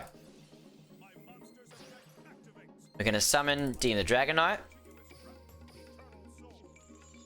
Now, we will have to banish Kaiba's monster, which is fine. We'll bounce that. Heavenly Spheres will activate. Salvation will activate as well. We'll do this. That way we can do this. Summon DMG. We got Grand Tusk on the field, like so. Now, we're going to activate Grand Tusk, and we're not going to pop Salvation. We're going to pop Secrets, because we're going to use it anyway. Not going to pick another card. Going to go Rod. Now, Grand Tusk, you don't have to use its effect if you can't pop anything. I'm just showing for example, you can use Grand Tusk's effect, pop 1 or 2 cards on the field, like, picking a card. We're going to use Secrets anyway, so we use Secrets now. We make Red Eye's Dark Dragoon. Then we activate Dark Magic Expanded, and we make Dragoon unaffected. Now, the turn was over really quick, but you did see that Dragoon gained 1,000 attack points. So it did resolve correctly. So yeah, during your opponent's turn, Dragoon will be unaffected. You'll have Rod in your hand for either discard fodder, or you can use it for your next turn. And then you got a couple of cards left in hand, whether that be a hand trap or another card for discard fodder if you don't want to get rid of Rod. So that's just another example of a 3.5 card combo that you can perform. And now our final turn 1 combo, just like Master of the Dark and Chaos, is a 4.5 card combo, or also known as a God Hand combo. This is where you've got everything possible. We're maximizing every single card as much as possible, and the card that we have to shuffle back is Illusion of Chaos after we've used it, and we'll have all combo pieces in our hand. For this combo, you need Dark Magical Circle, you need Illusion of Chaos, you need neither Timaeus or DM, which I don't have at the moment, but I will explain in just a second. And we also need either Rod or Souls, and normally with this combo we will add Soul Servant with our skill, but because we have Soul Servant in our hand, we can use this as a temporary DM replacement. You will see what I mean in just a second. What I'm going to do, I'm going to activate Illusion of Chaos's effect, and we need to have Timaeus in our hand for this combo to work no matter what. So we add Timaeus to our hand, and we put Soul Servant back on top. Normally we would put DM back on top, but we can put Soul Servant on top. Now we activate Circle, and we grab Soul Servant from the top of our deck. And we reorder the top 2, doesn't matter what order. Now we activate our skill, we must shuffle back Illusion of Chaos, we play Timaeus to our field, then we add Dark Magician, and we add Souls. Now we have everything possible that we need to set up this combo. So first what we're going to do, we're going to use Timaeus United Dragon's effect to make DM the Dragon Knight, using DM and Timaeus. Like so. Then we're going to normal summon Rod, and we're going to add Magician's Salvation to our hand. Like this. We're going to activate Magician's Salvation, and we're going to set Eternal Soul to our field. We're then going to activate our skill's second effect, and we're going to set DMG to our field, and then we're going to add the Eye of Timaeus to our hand. We're going to flip summon DMG. Then we're going to use Rod and DMG for IP Masquerader. Now we're going to use the Eye of Timaeus on Dark Magician the Dragon Knight to make Red Eye's Dark Dragoon. Sorry, stumbling over my words. This took me quite a while to try and get that perfect hand for this combo. But it's possible to get it. It's very possible to get this hand. We're going to keep it going. Now what we do, we use Magician's Souls, send DM to the graveyard, and we send Souls to the graveyard. We summon Dark Magician the Dragon Knight. Then we use Salvation's effect, target DM the Dragon Knight, Dark Magician go on the field. Then we activate Soul Servant, and we stack Combination on top. We banish Soul Servant, we draw 2, then we set Magician's Combination, and we pass. Now, we have everything we need possible, which was the only result of a perfect hand, but this is a very damn good field. You've got IP Masquerader to go into Underworld Goddess or Nightmare Unicorn. You have Combination Negate Live. You have DM the Dragon Knight protecting your spells and traps. You got Dragoon's Negate here. And what you can do, if you leave all of these monsters on your field and your opponent happens to have a Kaiju for whatever reason, not Lava Golem, not Sphere Mode, but a single Kaiju, they can't tribute IP Masquerader because your monster zone is full. So what they have to do, they have to either tribute Dragoon, DM the Dragon Knight, or IP Masquerader. What you can do if you don't particularly care about the Kaijus, like you want Rod in your hand for Unicorn's effect, or you want for Dragoon's effect, all you have to do is simply activate Eternal Soul, say no, because we've got Dark Magic Attack in our deck, then we use Rod's effect, and we tribute DMG. So now when we activate Combination's effect, we can tribute DM the Dragon Knight, summon DMG, and we can also activate Eternal Soul in the same chain to summon DM the Dragon Knight back to our field so we don't lose our protection for too long. And still, you will have, if we let this chain resolve, we have Rod for next turn, we have Dragoon, we have Illusion of Chaos for our Dragoon discard, and we also have, we have Rod just in case for a Nightmare Unicorn discard as well. So with the right combination of cards, with the right setup, you can set up a field like this, and I have set up this kind of field a few times before. It's very hard to achieve, but it's all very possible and just showcases the maximum potential this deck can achieve without having to rely on any random draws from Soul Servant or anything like that. The only factor that plays into this is your starting hand, and if your starting hand isn't exactly perfect, then you can't really achieve this field. But it is still really, really cool and really fun to set up what you possibly can achieve with everything you have, everything possible. For our final combo for the Eye of the United Dragon, this is going to be a turn 2 OTK card combo utilizing just Timaeus in our hand. Now this is turn 3, I went first, but I passed turn back to Kaiba just to demonstrate, the capabilities of going second. We're going to lock down our opponent, we're going to annihilate their spells and traps, and we're going to have a way to make Dragoon in case they try to get rid of DM and Timaeus. And all it requires is just Timaeus in your hand. So what we do, we activate our skill, and we set DM to our field. DM. And then we flip summon. Now, if your opponent is foolish enough to leave DM on the field, and they don't do anything, and they don't even realize that you have Timaeus in your hand, you activate your skill, shuffle any card back, doesn't matter. You can even shuffle back the Eye of Timaeus if you really want, but you preferably want to keep the Eye of Timaeus in your hand just in case. So we will put back an Illusion of Chaos, we play Timaeus to our field, then we add Secrets of Dark Magic, and Dark Magic Attack. Now, our opponent cannot do anything because this is an open game state, and we are the ones that are allowed to make the first move. So what you want to do, you want to switch on and activate Dark Magic Attack. Now, your opponent will have the chance to respond if they try to get rid of Timaeus and DM, or DM, or both. So if they try to get rid of these cards, what you can do, you can activate Secrets of Dark Magic to make Dragoon before they can get rid of these two. Now that our opponent's back row, has been blown up, we can use Dragoon's effect to pop a monster on the field, and then we can do anything else we need to do in order to secure game. What I'll do here, just to quickly finish this off, I'll activate Preparation of Rites. I will use Dragoon's negate effect to negate my own Preparation of Rites, boost its attack, and attack for game. And that is every single combo you need to know for the Eye of the United Dragon. And with all of these combos done and demonstrated, you now have everything you need to start your journey with Dark Magician. Keep in mind that you won't be able to pull off these combos all the time with 100% consistency and accuracy, and with no interruptions.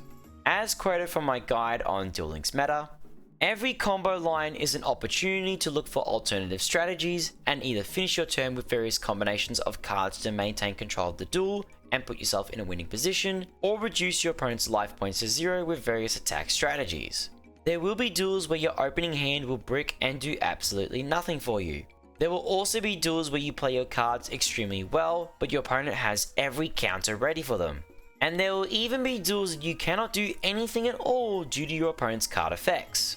Keep in mind that when these things occur, you should aim to study the opponents you face and how their decks play to identify where their strategy falls apart, and what choke points the deck contains that you can use to your advantage. Also, from time to time when your deck isn't performing as best as you'd like, look at your deck and see what you're getting the most value from and what's not contributing much value. Swap cards in and out as you need and determine what is going to work best for you. So now you have everything you need to know. You've got your card choices, you've got your deck examples, and you've got your combo examples. But you're probably wondering, why were some DM cards never mentioned in the previous sections? Well, we're about to cover them here briefly, and I'll go through why these cards are not as great as they used to be. Do note, however, that I won't be covering every bad DM card, as some cards honestly speak for themselves and don't really need to be mentioned, or they haven't been used in so long that they aren't worth mentioning at all. I activate my continuous spell, Strength in Unity! This continuous spell is like Dark Magical Circle, but it only works whenever you perform a fusion summon or ritual summon with DM as one of the materials, letting you target one card on your opponent's field or in their graveyard and banish it. With it being limited to only triggering with these two summoning methods, it's only beneficial in a strategy that aims to fusion or ritual summon during the opponent's turn, but it doesn't really provide any other benefits going first when compared to Dark Magical Circle, which can easily grab cards from the top 3 of the deck when it's guaranteed with cards like IOC or Soul Servant.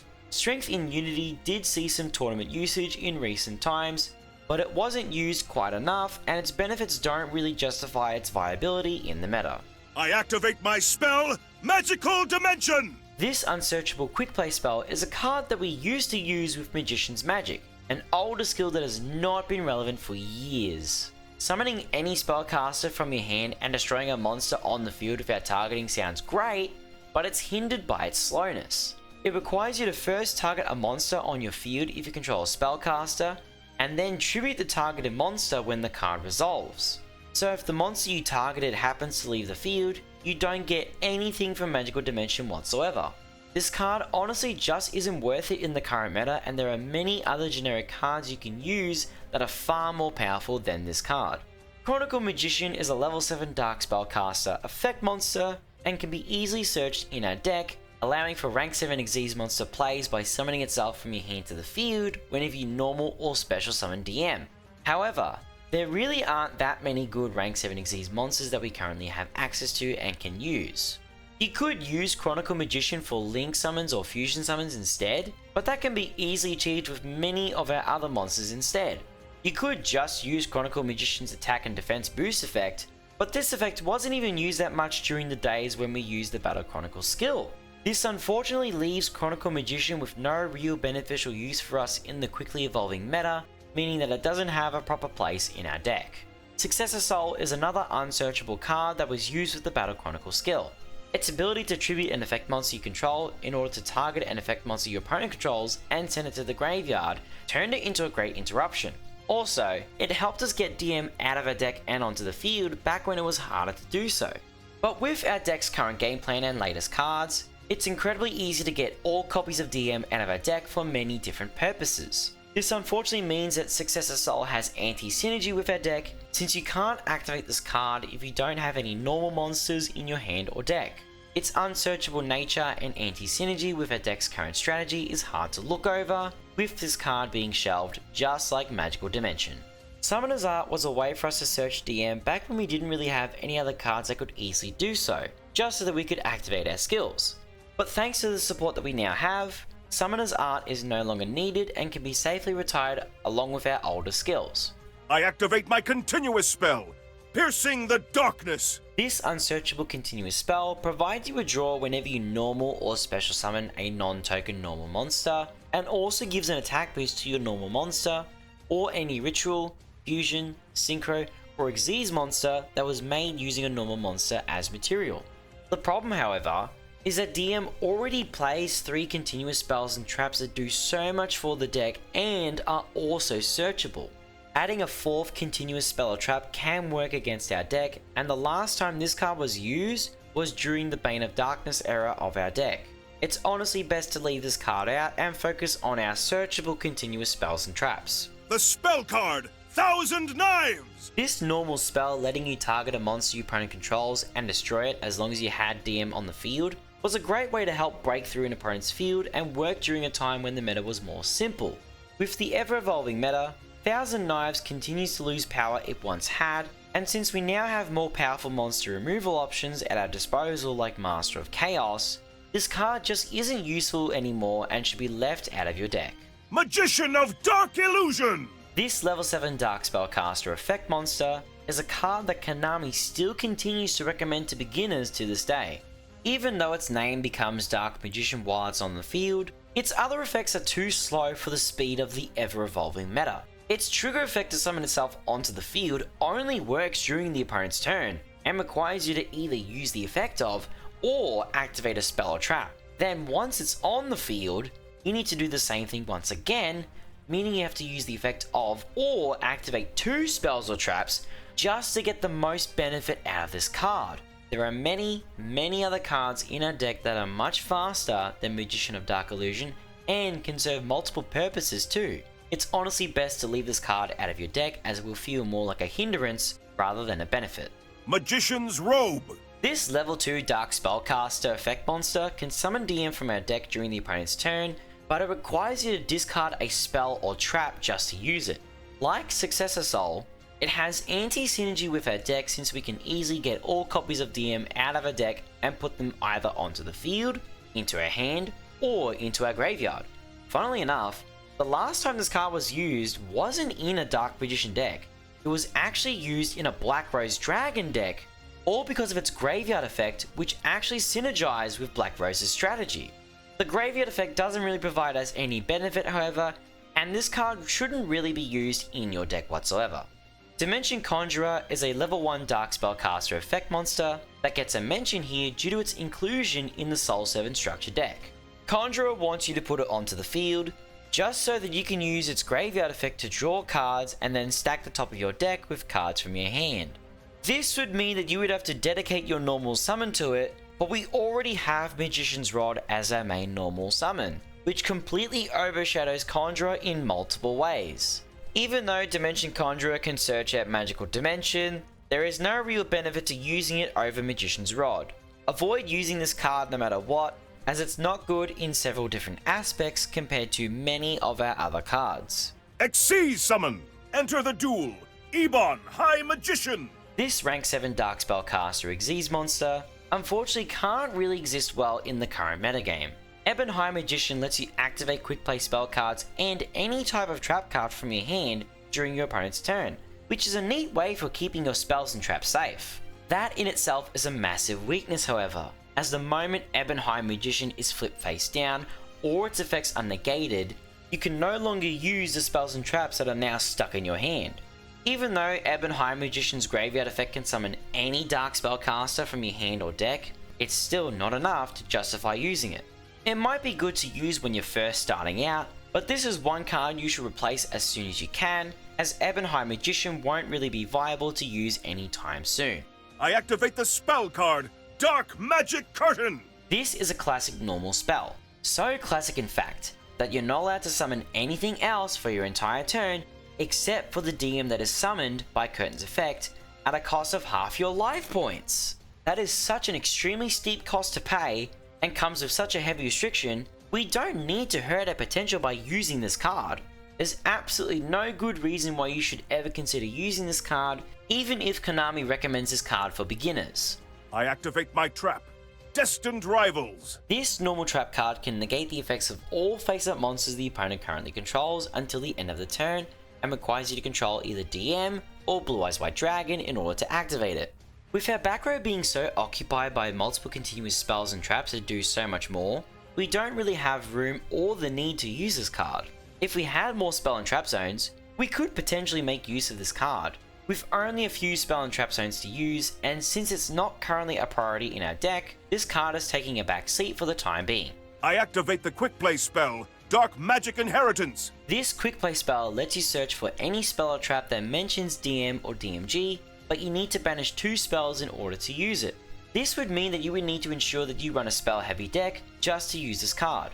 When compared to many of our other spells and traps, you generally want to use them over Inheritance, and Inheritance isn't a card you should actively be searching for instead of our other cards. And with the skills we have, we don't really have a problem getting to our important spells and traps. This card works against our deck too much, and it ends up taking up valuable space that's better suited for stronger cards.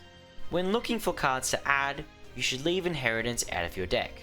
Chaos Form is our searchable ritual spell that can ritual summon any Chaos or Blackluster Soldier ritual monster. Even though we have a couple of good ritual monsters that we can summon, our deck doesn't really ritual summon much when you compare to how much our deck fusion summons. Plus, Chaos Form requires you to pay the exact tribute needed for the ritual monster, and if the only requirement happens to be a DM in your graveyard, you will end up having to banish it. This card can work against us, and we already have Secrets of Dark Magic, which does this card's job in a much better way. I wouldn't recommend using this card at all, even if you want to make a ritual DM focused deck. Last but not least, I activate my spell card, Dark Magic Twin Burst. Despite the fact that this normal spell lets you target one DM you control and increase its attack by the attack of every DMG on the field and in both players' graveyards, we already have cards that can do a much better job than Twin Burst. Apprentice and Expanded do a much better job of increasing DM's attack, and they have additional effects that come with them as well. Twin Burst might be good in a mirror match, but that's the only match that it really shines in. It doesn't really do much to justify its inclusion, so it's honestly best to leave this card out of your deck. So now that we've covered all that, what's next for DM? Well, we've got some cards that we're still missing in Duel Links. Here's every single DM card that we do not have yet and how they will benefit the deck.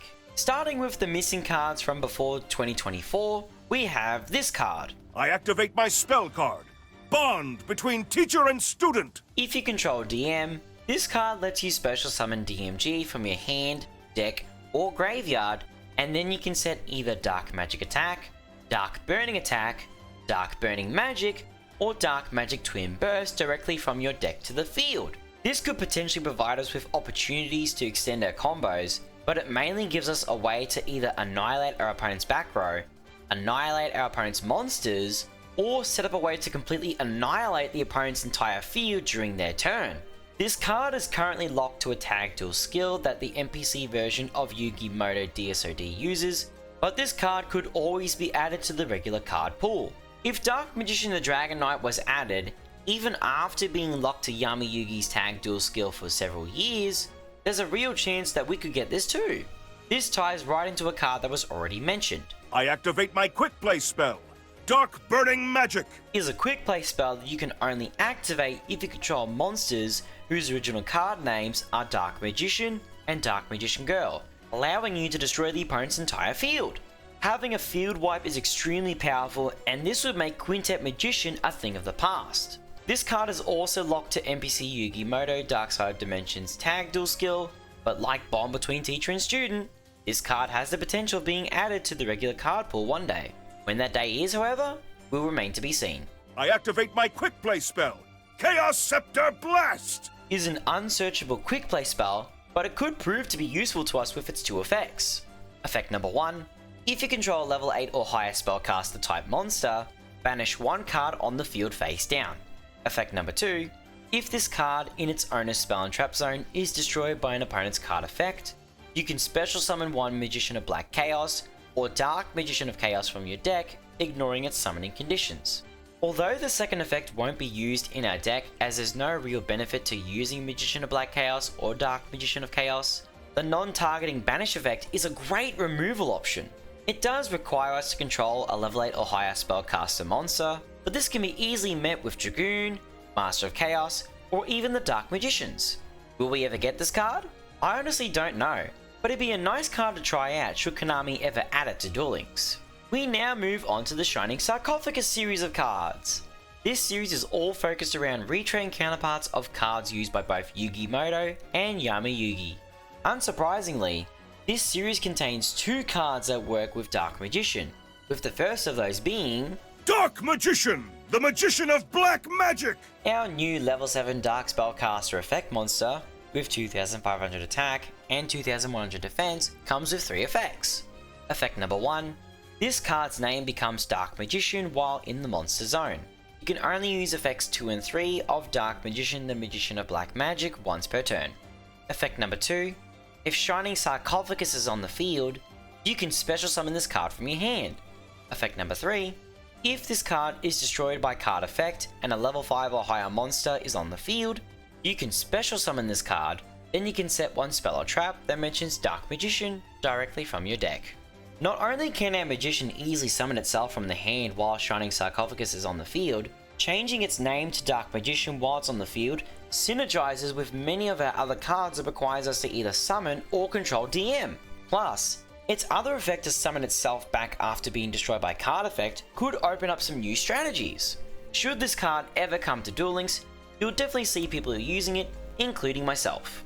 DMG gets a retrain as well in the form of Dark Magician Girl, the Magician's Apprentice! Our new level 6 Dark Spellcaster effect monster with 2000 attack and 1700 defense comes with 3 effects. Effect number 1. You can special summon this card from your hand by discarding one card, and if you do, its name becomes Dark Magician Girl. You can only special summon Dark Magician Girl, the Magician's Apprentice, once per turn this way. Effect number 2. If this card is normal or special summoned, you can add one Shining Sarcophagus from your deck to your hand. You can only use effect number 2 of Dark Magician Girl, the Magician's Apprentice, once per turn. Effect number 3. Gains 300 attack for each monster in the graveyards that mentions Shining Sarcophagus. With this DMG being able to grab Shining Sarcophagus, it works nicely with DM the Magician of Black Magic. Also, the fact that this DMG can special summon itself from the hand just like Apprentice makes it really easy to summon with no drawbacks. This card can easily enable the Shining Sarcophagus engine in our deck and would give us another strategy to work with. So we have 2 Shining Sarcophagus monsters that can summon themselves from the hand, with one of them specifically being able to grab a spell card. This leads right into one of the deck's brand new fusion monsters. Appear, Dark Magician of Destruction! Or DMOD for short, a level 8 Dark Spellcaster fusion monster with 2800 attack and 2600 defense that requires Dark Magician and one light or dark monster as materials to summon it. This monster has a summoning condition, stating that it must be fusion summoned or special summoned from your extra deck by banishing a level 6 or higher Dark Spellcaster monster you control during the same turn a spell card or effect was previously activated. You can only special summon DMOD once per turn this way, no matter which method you use. DMOD comes with the following 2 effects. Effect number 1. If this card is special summoned, you can add one Dark Magician or one card that mentions it from your deck to your hand. Effect number 2. This card's name becomes Dark Magician while face up on the field or in the graveyard.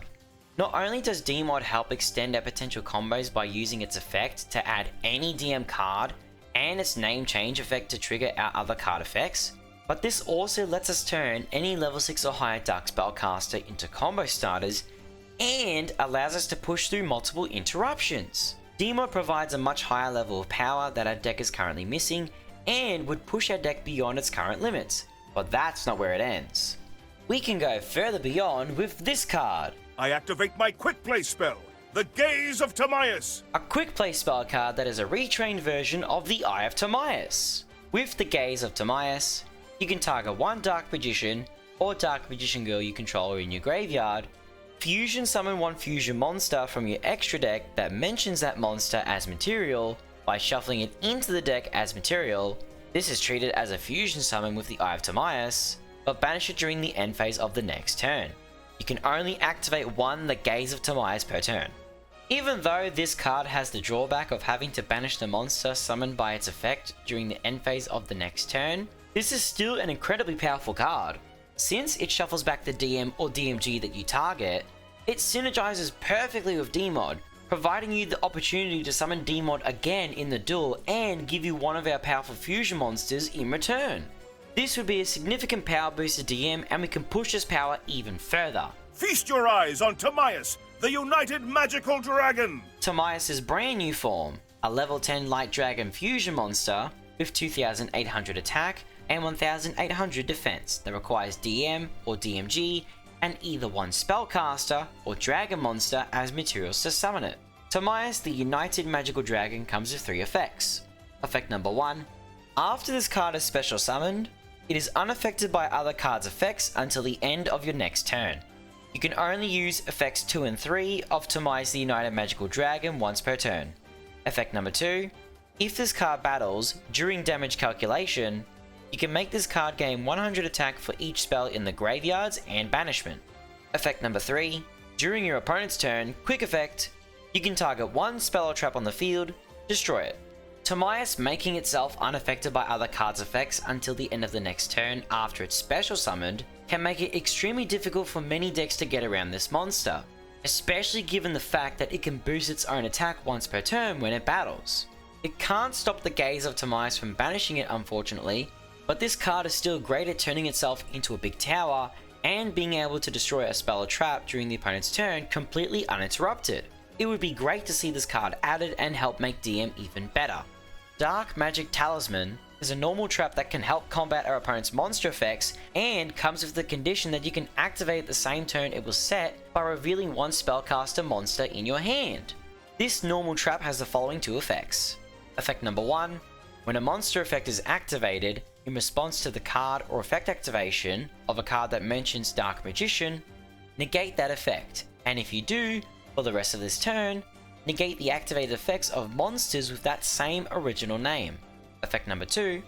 If you special summon Dark Magician while this card is in your graveyard, except during the damage step, you can pay 2500 life points, set this card. The graveyard effect to set itself back to the field with 2500 life points is an expensive cost to pay in Duel Links, since we only start with 4000 life points. But its monster effect negate could turn out to be a great addition to help us push through our opponent's fields and hand traps. With our deck size being 30 cards maximum, it would be easier to draw into multiple copies of this card compared to other Yu-Gi-Oh formats and could end up being very viable to use. We will have to wait and see how it plays out once we get Talisman.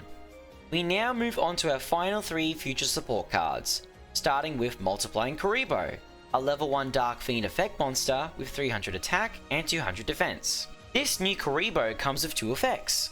Effect number 1, when your opponent activates a monster effect, or an opponent's monster declares an attack, quick effect, you can special summon this card from your hand. You can only use this effect of Multiplying Kuriboh once per turn.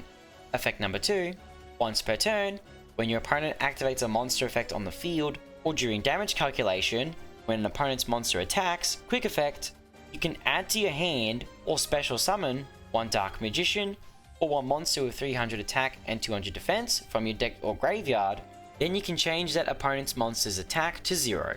This card wasn't particularly well received by many when it debuted for the OCG, But since Duel Links doesn't have a main phase 2, multiplying Karibo could turn out to be a great card in our format. Summoning itself to the field and then being able to add to a hand or summon out DM from your deck or graveyard can increase our resilience against any attack heavy deck and stop them from dealing lethal damage. In fact, you could constantly summon multiple copies of this card over and over in the battle phase, creating an endless loop to protect your life points while exhausting all of your opponent's attacks and resources in the process. This looks to be such a fun card that I would love to try it in Duel Links, which could very well end up being such a generic battle trap if Konami aren't careful with it. Next up, we have Dark Magician, the Pharaoh's Servant, a level 7 Dark Spellcaster effect monster with 2500 attack and 2100 defense. This new Dark Magician comes with 3 effects. Effect number 1, this card's name becomes Dark Magician while on the field or in the graveyard. You can only use one of effects 2 and 3 of Dark Magician, the Pharaoh's Servant per turn, and only once that turn. Effect number 2, you can reveal one spell in your hand, special summon this card from your hand, then you can set one spell or trap that mentions Dark Magician from your deck. Effect number 3, quick effect, you can discard one spell, destroy all spells and traps your opponent controls. This new DM monster brings an even greater level of power to our deck, allowing it to put itself onto the field and get one of our spells or traps onto the field too, just by revealing one spell card in our hand. With its ability to change its name to Dark Magician while on the field or in the graveyard, makes it work with many of our other cards just like DMod, opening up lots of new potential combos. The power only gets crazier from this point onwards. Our final card, arguably the most powerful spell we now have in our entire deck, is Dark Magical Curtain. This quick play spell allows both players to special summon any Dark Spellcaster from their hand or deck. Then if the player that activated the card summoned a monster whose name is originally DM or DMG, they get to add any spell or trap that mentions DM from their deck to their hand, except for another copy of Curtain. Even though you can only activate one copy of this card per turn, and even though both players might not be able to activate the effects of the monsters they summoned with Curtain's effect while they're face up on the field, this spell card does so many things for our deck all by itself. It can instantly fulfill the summoning conditions for DMod, it can summon DM and add Gaze for an instant Dragoon, it can be used during your opponent's turn to trigger effects like Dark Magical Circle's Banish effect, and so much more. The level of versatility that this card possesses is unlike anything our deck has ever received before, and will be the final piece that completes our deck and would even help solidify our place in the meta. And with Dark Magical Curtain finally covered, this guide has now finally come to an end. I do apologise for the many audio issues that would have come up from my microphone, which I did my best to fix up as much as possible. This guide took several months to put together so that everyone watching this video is armed with all the knowledge needed to become a better duelist and to get started on your Dark Magician journey. If this video was able to help you out in some way, please consider leaving a like or a comment on the video. It's very much appreciated. If you would like to see more Dark Magician content, consider subscribing to the channel and turn on notifications so that you don't miss a single upload, or you can join my Discord server so you can be notified the moment I upload a new video, or come and hang out and chat to fellow subscribers or myself. If you're starting a new account on Duel Links and want to get started with Dark Magician as your first deck, you can check out my new account to new DM guide video that will be linked in the description. With that all being said, thank you all very much for watching this passion project, and I'll see you all next time.